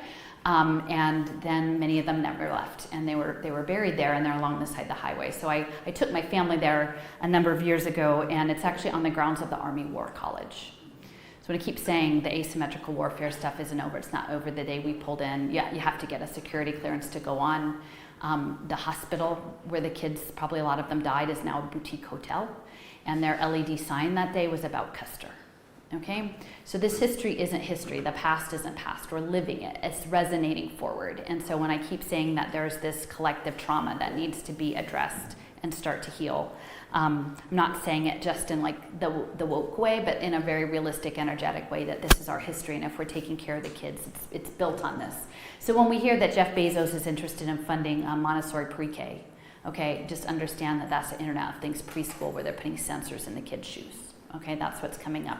And they're going to seek to separate children from families. And again, I will acknowledge folks on the conservative side have been very clear about that intent. And I do agree at this point that is where it's going, is to break up families and make children more and more the wards of the state alongside that model. So I had mentioned before about the Ampli app blockchaining children in South Africa. So Tanzania had the first blockchain babies.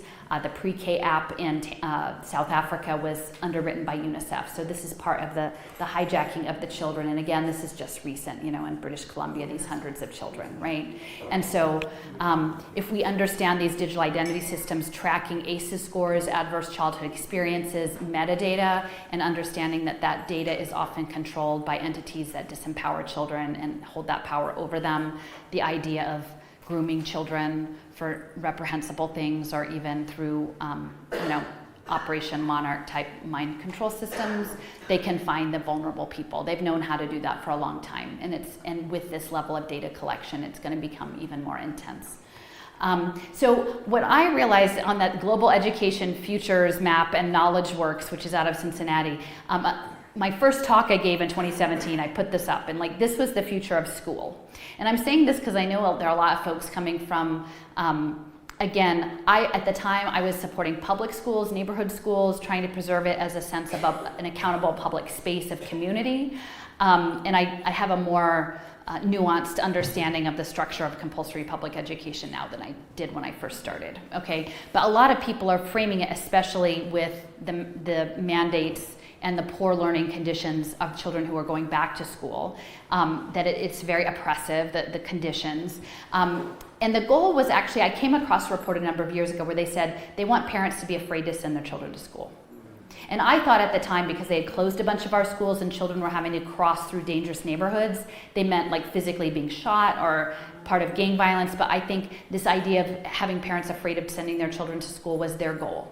And their goal is that because the game plays when the children are individual characters and they're separated and out of community, okay? Because the imperative of the system is to isolate, separate, and atomize, because the data demands, the growth demands, is everything is more and more fractionalized and made smaller and smaller. So if you can isolate a child and put them in the game, right, the pathway game of education, if you can assign them a pathway, a workforce pathway, a behavioral compliance pathway, a health pathway, you can do that. And for the young children, it's being set up through I think the faith-based communities will be a part of this, but the YMCA and the Boys and Girls Club, they've partnered with United Way and Comcast, and at this point they consider education simply something delivered on a Chromebook. I'm assuming they'll throw some AmeriCorps volunteers their way, and that will be education. And many people will accept it because they'll say, well, at least our children are our community and we can keep them safe, unlike the public schools, which are terror zones, right? And that is all but being done by design, in my opinion, because their goal is this learning ecosystem model, where they say there will be a wide variety of digital networks and platforms and contents to support learners and that some schools, it may involve schools, but it may involve many other things. And so that might look really interesting. If you were a homeschool advocate or an unschooling advocate or somebody who is like looking for alternative education, you might see that and go, well, that sounds pretty good to me, because that existing system was pretty terrible, right? Well, within the context of the CIA video game, that's where these children are playing at their education.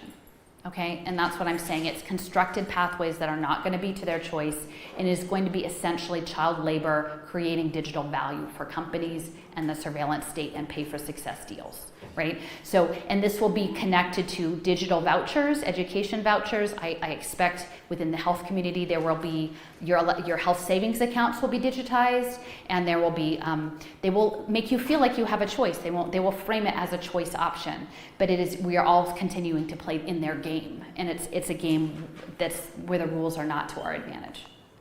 So this is me. A couple weeks ago, I have a newly made friend. He's a high school teacher, actually at Constitution High School, and he refused to go back under the learning conditions to submit to these testing protocols, health testing protocols that were under emergency use authorization, and also specifically saying that the conditions for the kids who were still being taught online in school only for maybe 10 days out of the remainder school year, most of which was standardized testing, was harmful to those children. And many of his students in high school had said that they were having real issues with mental health and depression.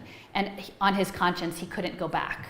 And he's a teacher at Constitution High School, literally 2 blocks from the Constitution Center, right?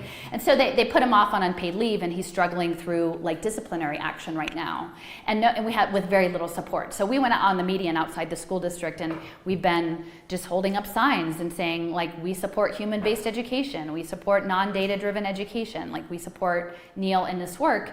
And I've been to this school board. It's on a major Broad Street, North Broad Street, just north of City Hall. And it's interesting because the school board building used to be the printing presses for the Philadelphia Inquirer. So if you imagine like children being the plain paper, reels of paper and the information printed on them, like it's kind of an interesting metaphor, right? The printing press, like you will be printed upon, right? The imprinting. So, but at Kitty Cross, the street from there is a giant data center.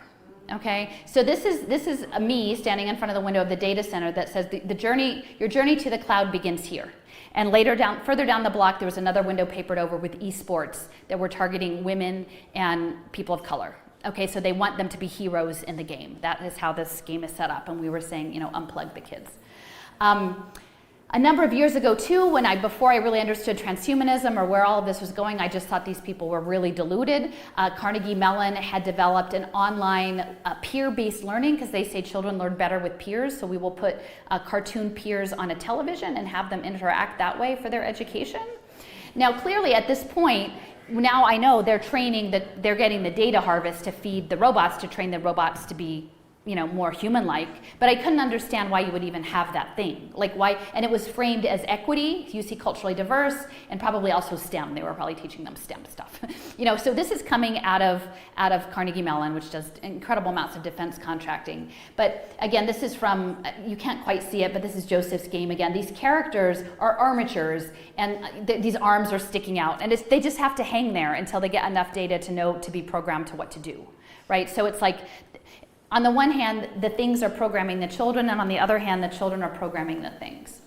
So this is another piece of military technology that I found.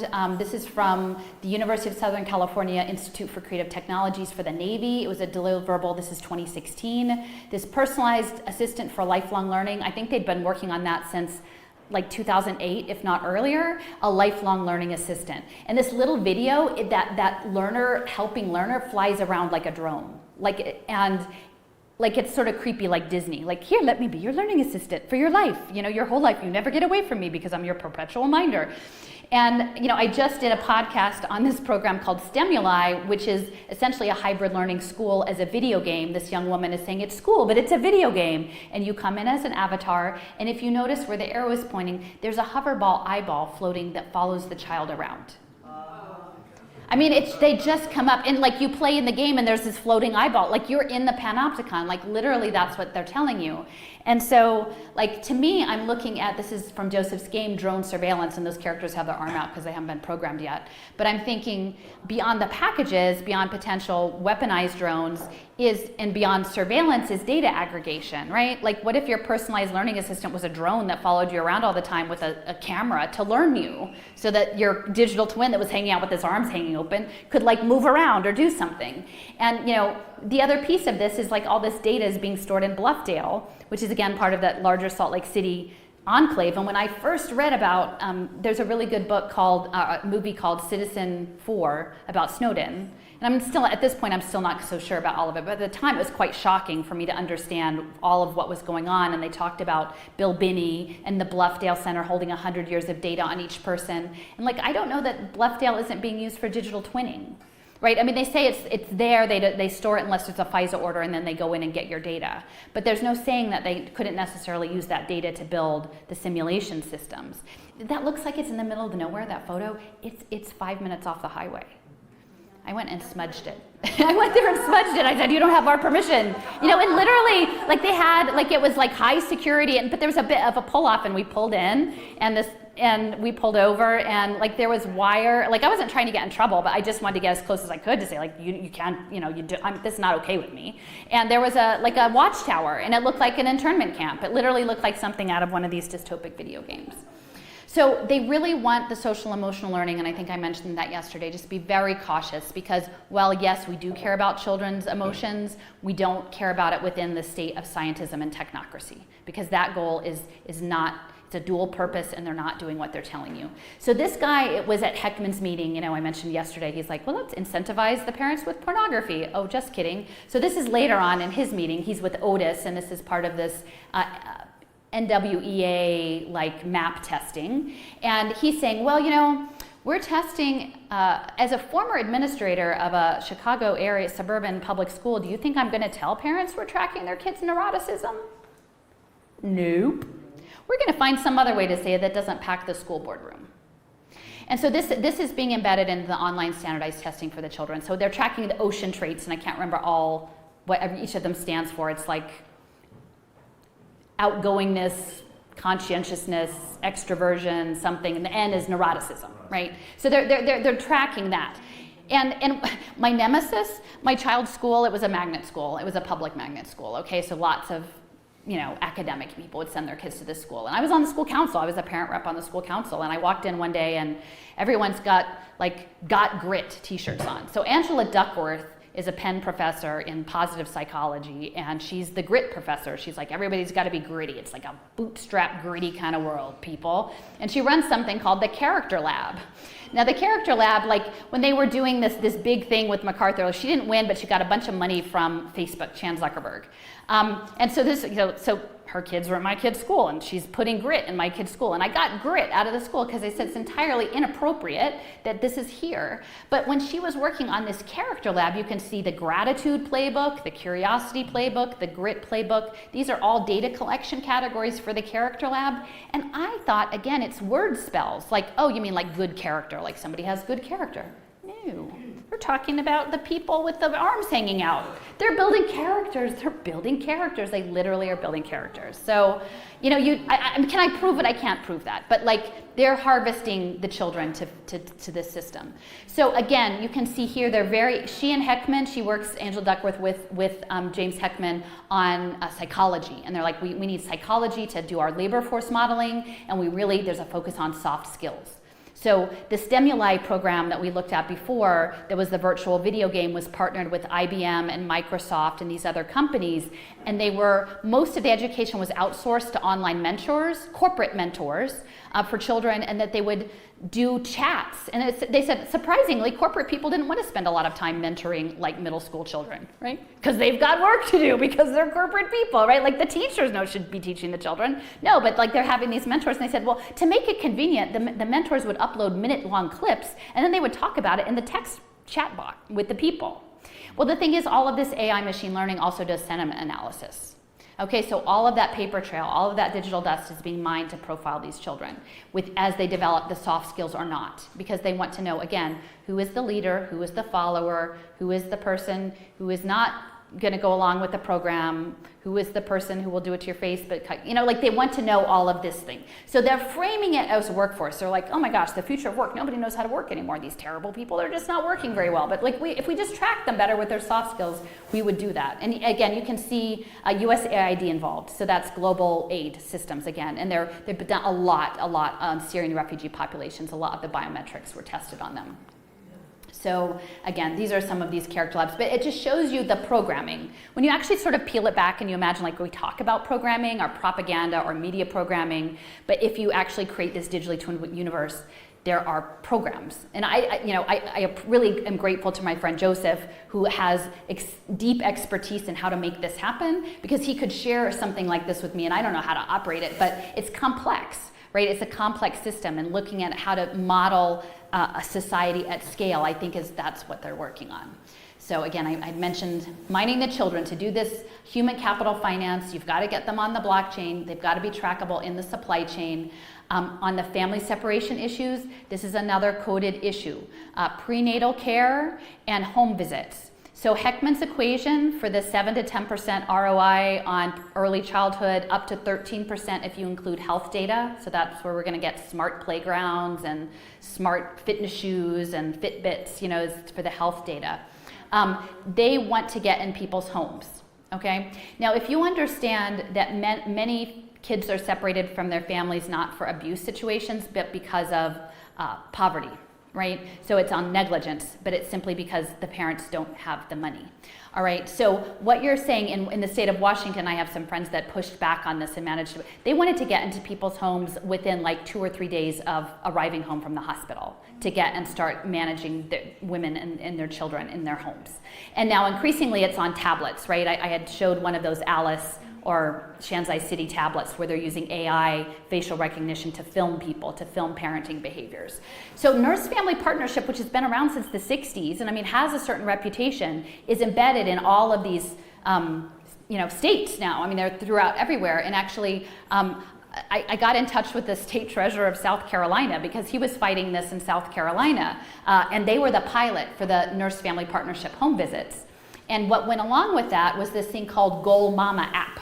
Okay, so they said the only reason women are in poverty is because they don't have their goals structured properly. They just need a digital nudge. If they just had a digital nudge at the right time, they would behave properly and they would not be poor. So the woman who developed this app is the wife of Pierre Omidyar, founder of eBay, who's head of Omidyar Network that's pushing universal digital identity. And she has like a neuroscience patient compliance lab called Hope Lab to make sure patients are compliant. So she helped develop this, and then Nurse-Family Partnership implemented, okay? So the thing I was trying to tell the treasurer of South Carolina is, hey, the other thing is all these, like the state treasurer manages the money, right? The investments of the pension funds and the college savings accounts. They're gonna try to get you guys to invest in the pre-K bonds, right? And they're gonna say it's a good thing for the state, we'll invest in our people. And so we're trying to figure out how to fight it, but the challenge is most people don't have the bandwidth to know. But this is a paradigm, and I have to say most of the people who are on to addressing the issue of home visits, which is not to say that I don't want women to have prenatal care or appropriate support or access to medical care of their choice that they're comfortable with, but getting in people's homes and getting data analytics on them and their family relationships I think is highly problematic given the power imbalance. So this is another piece. I did a post on ACEs, Adverse Childhood Experience Scoring. And again, that came out of Kaiser Permanente, which is a major impact investor and managed healthcare space. And it's around preventative care, which sounds lovely unless you understand that preventative care is prescriptive social prescribing pathways to enable all of this, right? It's like, because they actually don't care about you being healthy, they just care about you being busy, trying to look healthy, right? And so when I wrote this ACEs article about why is it a rubric? Why is it a number? I'm not here to say, like, I have personal experience where I do feel that childhood trauma does have long-term health implications. I'm not saying that it doesn't, but why is it a score and who does it benefit? So Kaiser Permanente went over to the NHS and was advising on their managed care. And my article went a little viral in Scotland. And I'm like, well, what Scotland? That's a little odd. Well, it's also Carnegie. This is also Carnegie Corporation. So Carnegie is both Scotland and here. But they said, well, did you hear about this named person scheme? Like they're in our schools and they're trying to break up our families and have families take these surveys and collect all of this inscrutable information, and they have assigned these data collection centers where they're going to assign a minder to a child outside the family from birth to track them. And then that eventually got shut down by the Scottish government in 2019 after quite a bit of litigation. But they were already assigning non-family child minders, and they've been doing that in Scotland. So again, so there are many, like whenever you see these national campaigns, and I'm not in any way saying these aren't issues, but like when you see the decoding dyslexia, ACEs aware, like they're all in every state, and they're like, no, we promise we're grassroots. There's a reason. And so like Arizona, I would say most people who are operating this space have good intentions, right? Very few people get into this because they want to hurt kids, and it creates a lot of cognitive dissonance if you say, by the way, this is going to be tied to impact. And within these impact markets, they run on broken people. Right? If the logic of this market is that if you can make a profit managing people who are impoverished or traumatized and ameliorate it, if you're making money at it, you'll only grow more poverty. Like there's no incentive to actually make that poverty, that trauma go away. You might manage it better. You'll definitely manage it in a way with a lot of data analysts, which are the new like scientism element, but you're not going to eliminate it. And so that's what people who are enmeshed in the structure, we have to figure out a different way that doesn't involve global finance.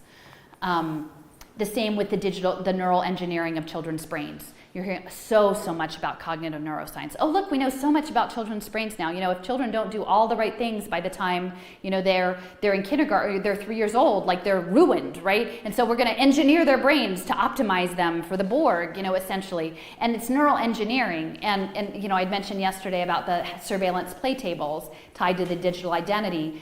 People need to understand, if you're talking about making impact markets in building brains of children, what brains are they building? Like if it's what works brains, like if you've got what works government, what works brains, what kind of brains is building, and to who is building it, and using what technology that benefits who? Because I have a lot of concerns. So a lot of this I've talked about blockchain, the geofencing, the education vouchers. The whole idea of pay for success finance runs on interoperable data, because it is the fiction that they can predictively profile you as a burden and then fix you and then gamble on this little thing of profit. It's a total fiction, but it's their fiction, and they've got the money and the government and the military in their pocket to make it happen, right? And so it doesn't necessarily have to be blockchain at this point. These interoperable databases for predictive analytics already exist. And so this is an image of health past year, whatever. I was looking at Clever, which is the interoperable database for ed tech. And they put these QR codes. Now, I didn't really deal with QR codes at all before this past year, right? But Rocket Ship Academy, which is a charter school, they said, oh, these poor kindergarten children, they can't log into all their programs fast enough because they don't even know all their numbers and letters. So what do? It takes us 2 hours to log everyone in, and they have 5 programs they have to do. Well, their answer was a QR code tied to their identity that would aggregate all the data across all the platforms. And they're like, but the kids could decorate them with stickers, and it was really lovely. And they would just hold the QR code up to the camera. And that was the mining of the children. So you can even see in their advertising this idea of centaurs, the human-computer interfaces, is this young girl. And these were kindergartners with headsets and Chromebooks, and the headsets were like in the 1.5 minute clip falling in front of their eyes, like because they were not even like able to hold the headsets on properly because they were like babies, right? And so they're turning this child is slightly older, but into a transhumanist, right? It's a person, but her hand, as it becomes the QR code, becomes a cartoon character. So this is the total quality management. Again, it's the pathway. It's managing children as data. That's Strive Together. So that's in Arizona. That's part of the KnowledgeWorks learning ecosystem, but moving them from kindergarten to employment forever on the pathway as data. So again, this is just talking about pay for success finance, health plans in Arizona schools. So they're going to medicalize your kids in schools. And I know people have been talking about that for a long time, but because Obama gutted the Student Data Privacy Act, FERPA, if you conduct medical or behavioral health or physical health procedures in schools, the data is not protected under HIPAA, and it's a lot laxer. So anybody who's collecting that data can use it for the purposes of these financial deals, okay? And that's why they want the health clinics in schools. It's not, you know, they want them in Philadelphia. And I'm like, we're a city, we have a lot of health centers. Like if we want health centers, it's not like we're in Alaska that, you know, it's, they want them in the schools so that they have easy access to the data for what they want to use it for. So these are all of the entities that are part of this program in Arizona, and social finance is the key player there, right? But you can see all of these people's jobs are relying on this system running. So when you start questioning it, all the people who are implied by all these things, they have to stop and think like, whoa, what am I a part of? And like their immediate pushback is gonna be like, no, I just want kids to be healthy. Like I just want them to be fit. I want them to eat good food. You know, like they're not gonna say like, oh, is this about like the Israeli and social finance and the smart shirt and the, you know, Warburgs in Sweden? Like they're not gonna think that because they don't know any of these things and they're not supposed to know. But I'm here to tell you, like this healthy outcomes is, we all know the deck is stacked against the healthy outcomes. So I think I mentioned yesterday my friend who is the main school teacher about her co-teacher bringing in the Fitbits, the wearable technology that like, hey, if you work out, UNICEF will give a food packet to a needy child, right? Well, so this is the issue.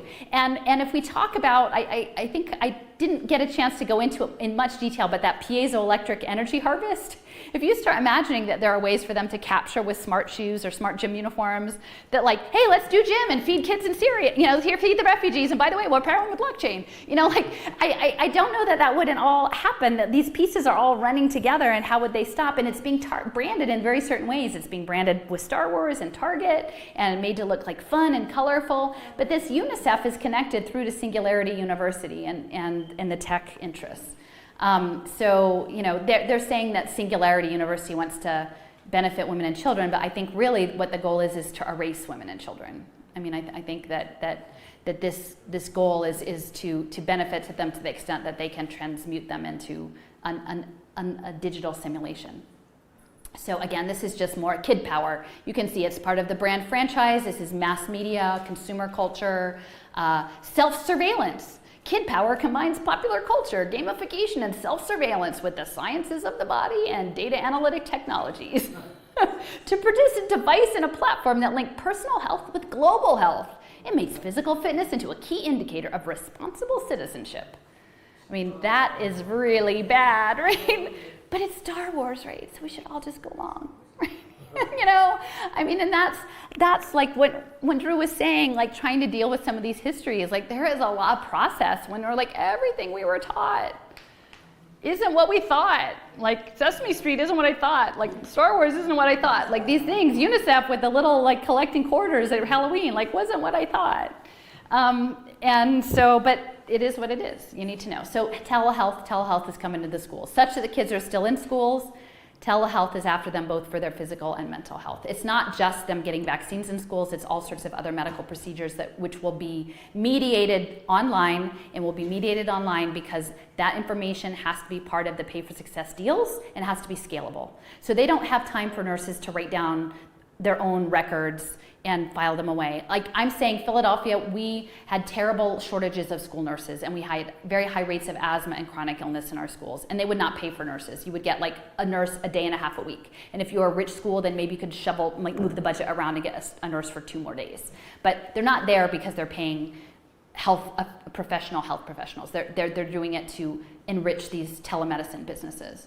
And again, the Daily Pass, that's part of the Los Angeles vaccine passport for school access, but that was being used to both track symptoms, track test results, schedule injection appointments.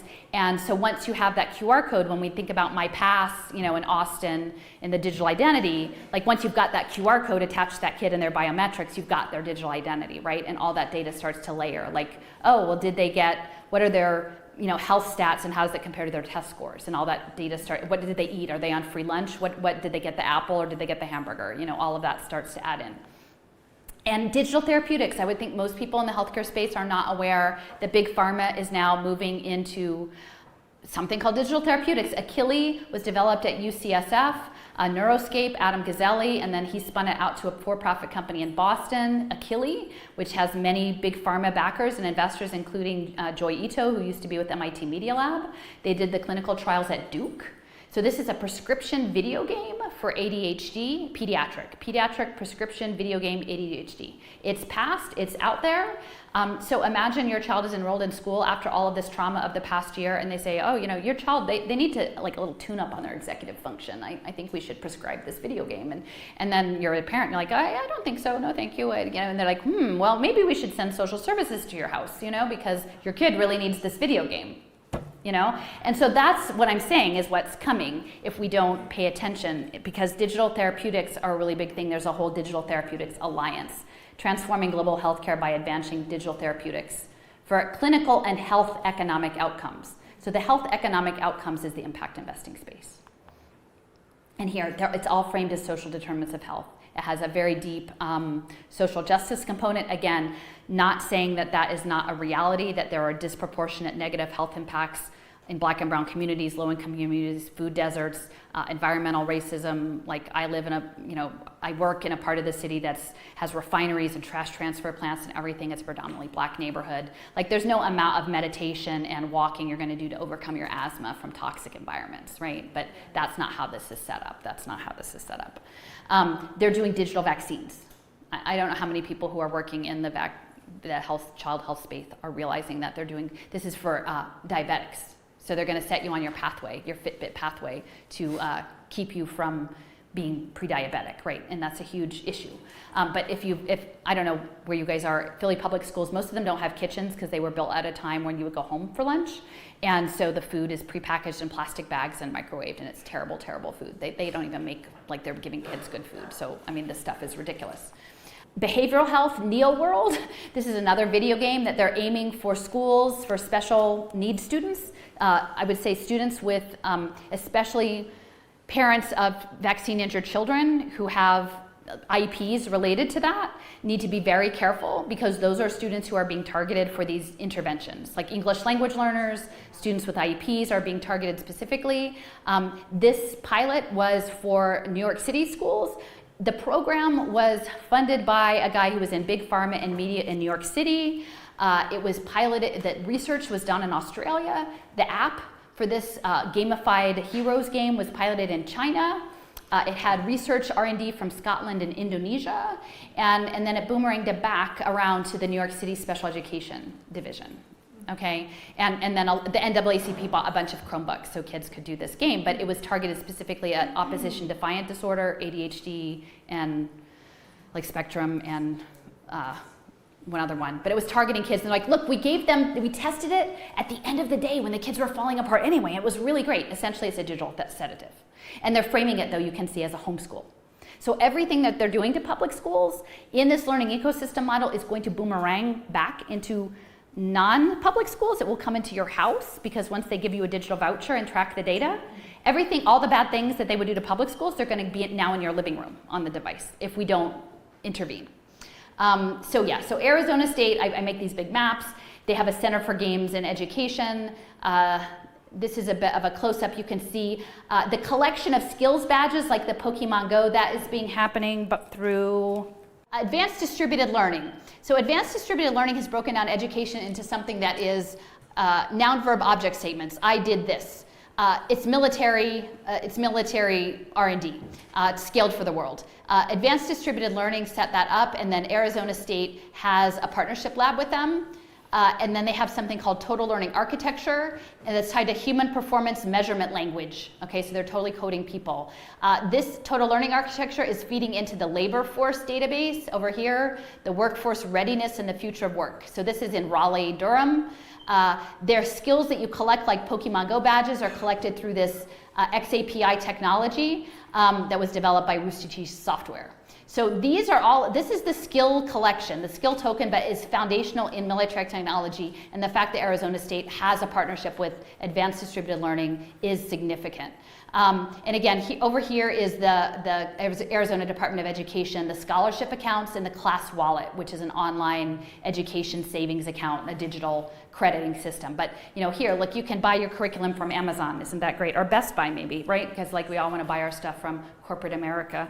And so, so this is ADL. You can sort of see Like this is what education looks like to them. Like there's the military guy, like there's the learning locker, these various, like you can learn on a tablet, you can learn with wearable technology, you can like learn with a sensor. It all goes in your permanent learning locker for the blockchain. More hexagons. This is transmedia learning. This is essentially multimedia learning across platforms so that you're in a quest and that your data is tracked through your metadata, through all of these different sites. Social media, virtual worlds, videos, you're engaging, but your data follows you. So like everywhere you show up, it's kind of like when you look at shoes online and then the shoe ad follows you everywhere. It's the same thing. This is the we can track it, the API. And again, do you want learning where the Army says we can track it? Learning happens everywhere. We can track it. I would encourage when I send out the video that you guys look, it's only a minute and a half. And these flip, they're little analog, and they're like, I learned on my phone, I learned on my tablet, I learned, in all of these places, but it's all tracked. It's all tracked. And this is, here we go. Here's Sophia again with the robot spying on her, being tracked. Education for virtual worlds. I guess I'm getting close. In 2016, the DNC was in Philadelphia. Atlantic Magazine had a whole conference where they brought in folks to talk about the future of education and the creative economy. And I thought, my friend said, you got to go to this, Allison. And I'm like, okay. So I go, and it was Suzanne Del Bene from the state of Washington. She's the head of the Internet of Things, one of our progressive city council people, the head of Epic Games, I think Paul Megan, this woman Constance Steinkuhler who does military gaming, and then the moderator. And essentially during this whole thing, Paul Megan was just like, we need the kids to code our games. We need kids to train to code our games. And I'm like, well, this is kind of an odd thing for you to say like for an hour, like we need the kids to code your games. Like, well, that's not education. And at the same time, I'm thinking like, I'm not getting it, right? And so it was like maybe 6 to 10 months later, I'm like, they have to build the virtual world. Like your game is the virtual world. Like this is Empire. Like you're like, the kids gotta build it. They gotta build the virtual empire. And then we need everybody coded, everybody on STEM to build the virtual world. So again, Fortnite is Epic Games among their stable, but they have something called Unreal Engine, which is building synthetic people and using them in advertising. They scaled Fortnite with the money from Tencent.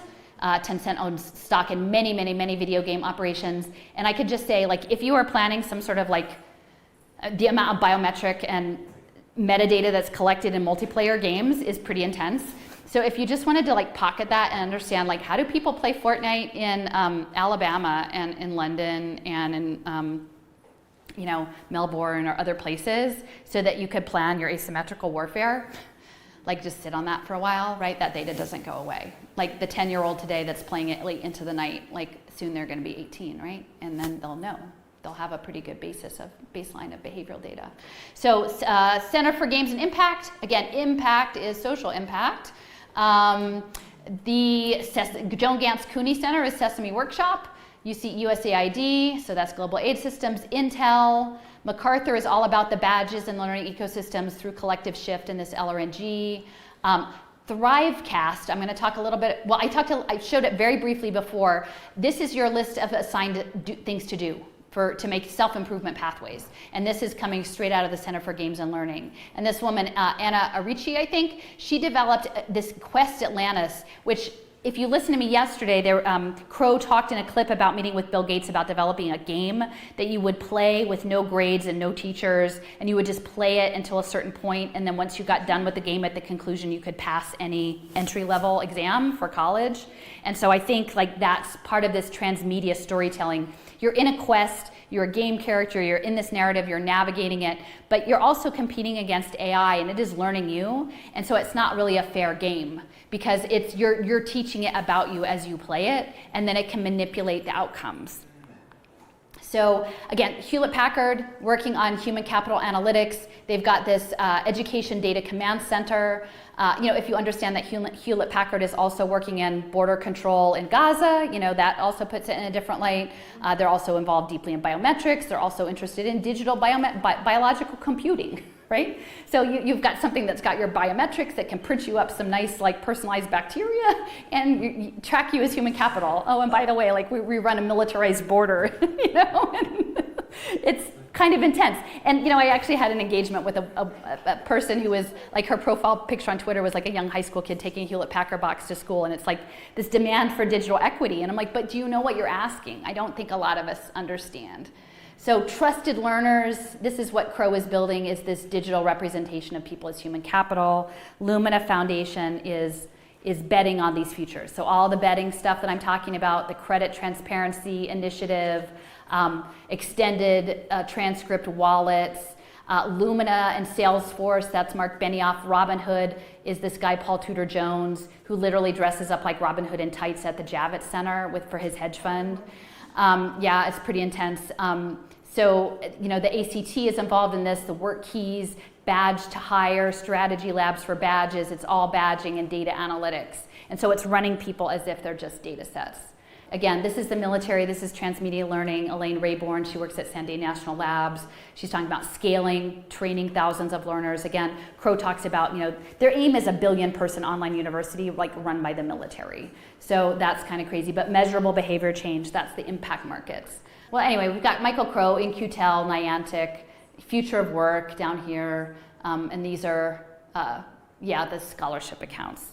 This will tug at your heartstrings just a minute. So this is in Salt Lake City. Jim Sorensen is a key impact investor. And this was actually a gathering around human capital finance for juvenile delinquency, okay? But in the end, there was a woman who worked for a food pantry. And she said, you're talking all about these social impact bond deals, and I don't really think any of them are gonna work if people are hungry. I think if people are hungry, that's none of the other stuff is going to work. And so Ian Galloway, he's with the San Francisco Fed. This is him here. He's like, well, the thing about these deals is you have to have the cost offset. And we haven't figured the cost offset yet for hunger. Maybe test scores. Maybe test scores would be the cost offset for hunger, child hunger. Okay, and so the very sad thing was the woman who had asked the question, people are so anxious to be part of the system, she was just sort of grateful, right? No one stood up to say, how dare we create a society where hungry children are made to perform your behaviors to eat. So again, the school lunch program is a central part of this. They've connected this to biometric payments, and that's, I think, part of the universal feeding program. Again, I don't want any kid to go hungry, but I also don't think they should have their biometric data tracked against what they eat for an impact market. They're putting vaccines in food now. They're also setting up school-based food pantries for food insecurity, where you take good deeds as payment, which sounds really cute unless it's tied to the blockchain and your good behavior in class depends on your family if your family eats. Okay, that's not good. I will say the pre-K database system was essentially set up by a guy who formerly worked to set up the case management software for the FBI. So that's kind of weird. When you find these are the things I find. I'm like, why is the guy who spent 10 years building FBI casework doing preschool, pre-K data analytics? And these are the analytics. Data Zone, I mentioned before, Silicon Valley Regional Data Trust with David Hausler, who put the, where is David Hausler? Chan Zuckerberg. So there, Priscilla Chan, Mark's wife, was there. And, oh gosh, where is David Hausler? Oh yeah, here you go, genomic researcher David Hausler. So why do they want all the kids' genomics? And then it feeds into this National Interoperability Collaborative, which is where it pivots to health, and these feed to the Council on Crime and Delinquency and the Fusion Center. So all of the school-based data is being fed upstream into these systems, and nobody's looking all the way up. Virtual reality education, this is our new head of education. They're harvesting the kids. Augmented reality, they're capturing all this data, heart rate, visual location, time taken, biometrics, eye focus, emotions, motion sensing. They're training them to be Amazon workers. They're training them to be locked in casitas. And so these guys work. You're locked in, this thing works. And this is tied to Ericsson. So all the stuff about Sweden being great isn't great because Sweden is pushing this. So there is a big virtual reality lab here. So people should be aware of that. Your Earn Your Skills, that's the XAPI, the Trusted Learner Network, again, Arizona State. They're look at these children in headsets. These are maybe, 6, 7-year-old kids. They're all in headsets. That's not normal. That's not normal. I want to just say they're closing down on the pineal gland, those VR headsets, the blue light. It hurts. It suppresses melatonin, okay? So it's disconnecting children from their real world. There's this talk, the Child Awakening Consciousness of the Soul. It's by the World Goodwill group. World Goodwill is out of the Lucis Trust. The Lucis Trust was formerly the Lucifer Trust. They work closely with the UN, okay? In this paper, they talk all about social emotional learning and equity and gender equity and all of these lovely things that sound great unless you understand the people. They reference over and over again Alice Bailey and this woman, Adele Diamond at University of British Columbia. But if you look at her background, it looks pretty deep state to me. I mean, it's Penn, MIT Brain and Cognitive Science, University of Massachusetts Medical, and now UBC. So it's a bit dark. Again, Lucius Trust, they're connected to the UN. They're working on the one world religion. Like if we're going to blockchain religion, it's probably going to be this version, the world, the peace, love, and whatever blockchain. And and this is from the book. I mean, they're talking about the pineal gland atrophying, but we know that if the World Goodwill is working with the UN, that's UNICEF, right? UNICEF is actively putting VR headsets on children to suppress their melatonin and their disconnect to the natural world. This is a robot program working with autistic children. Okay, like that's devastating. I mean, I don't know. I mean, to me, they're saying, oh, the kids work better with the robots, but like, it's called robo-kind, right? Like, and yeah, so this Lucius Trust is involved in UNICEF and VR headsets, and they're with the Vatican. I was asking for a sign when I was in Salt Lake City if I was on the right track, and I was in the Catholic Cathedral of Mary Magdalene, and this was the thing, and it said, okay, the Vatican is turning to the modern world, and we're working with the UN. Like, here's a stained glass window for that. So they're disconnecting children from the world. And this is tied to MIT, Curious Learning, and this is tied to dyslexia treatment, Curious Learning. It's running through Oakland schools now. I did a podcast about it. But you see, this is a child, probably in Africa. He's sitting on a little dirt hill, has a phone. He doesn't even get a tablet or a computer. He just gets a phone. The world is all out here. He's by himself, being programmed by this phone. So yeah, these scholarship accounts, people need to look. These wallets are not what people think. And even the Heritage Foundation, they're looking at digital currency. They're framing this as a good thing. They're saying that school choice should involve mobile money and data analytics, and I don't think that they're being fully transparent with people about it. And they're setting kids up for these mentors, but who's teaching who? The kids teaching the robots. So, I think this will be my last thing. Can we play this clip? The flagship of which is a deal that we have closed with the Ministry of Education containing 5 million students using a technology called PRISM integrated in the Cardano blockchain. Every one of these students will have a digital ID called a DID, and that DID carries with it metadata that will travel with them throughout their entire academic life, and like those who left Facebook's clutches of the university into the real world, will actually follow them into the economic world. So as they graduate, as they go into the economy, eventually this infrastructure can be used for property, for payments, for voting, and all other manners of their economic life. And what's beautiful about this evergreen deal is it's extensible. Our priorities and goals are directly aligned with the vision and priorities and goals of the Ethiopian government. In a recently published doctrine of Ethiopia 2025, there was a bold vision to digitize the country on 4 pillars, the first of which was a national ID system. It is our belief that the work we have done here with PRISM and Cardano for these 5 million students will inevitably grow to be an inspiration and perhaps the system for 107 million Ethiopians, allowing them for the first time to globalize on equal terms with the United States, the European Union, China, and other modern developed economies. In addition to this system goes far beyond just identity. Our belief is that it can be used to help people procure jobs, to help people prove their skills, because the system can verify credentials, the system can verify certificates, the system can be used for a litany of activities which are required for people to understand who are credible actors to deal with and who have earned the right to have a job. Okay.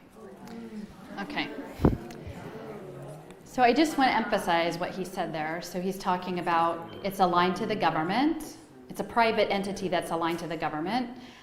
They're using your metadata from childhood, and they can assert who is worthy of dealing with, who are credible actors in the space, and who is worthy of having a job. So I think, so this is just Sophia, this OpenCog. Cardano is working with Hanson Robotics, the Sophia, these evil dolls. They're feeding the data from the children into Ocean Protocol to trigger the singularity. The Sophia, the robot, was worked with Hanson Robotics with Ben Goertzel, OpenCog. OpenCog was funded by Jeffrey Epstein. Okay. So this is it. Like they need us. Like this is the time. Like we can't pretend this isn't happening. I'm not saying it will all come to fruition. I'm definitely not saying any of that. Because we're powerful and life overcomes this. This is anti-life, this is non-life, this is a machine. And people are better than machines. People have the capacity that far exceeds machines. I was just talking with someone just now we were talking about water beings and transmutation and silicon beings, and that's something that Tom Cowan talks about too, but that water can transmute and take in new information and change in a way that is beyond what silicon can ever do. And that's why they want to colonize our water beings with their silicon. So I'm not hopeless. I think the healing is a part of this. I think honesty is a part of this, and I think a coming together. Because if there was anything that would unite the world, I think is the loss of natural life against. I was always imagining 2 years ago, I was like, I need a global peace movement of moms against AI. I need scrappy moms against AI. And I have to say, like, the health community, the community of families affected by, medical malpractice, those are the folks. You guys are organized. The children, the parents, the families of children with IPs and who are struggling with physical and other issues, they're fighters. People are fighters, and so it's just how to mobilize. So I thank you for your time.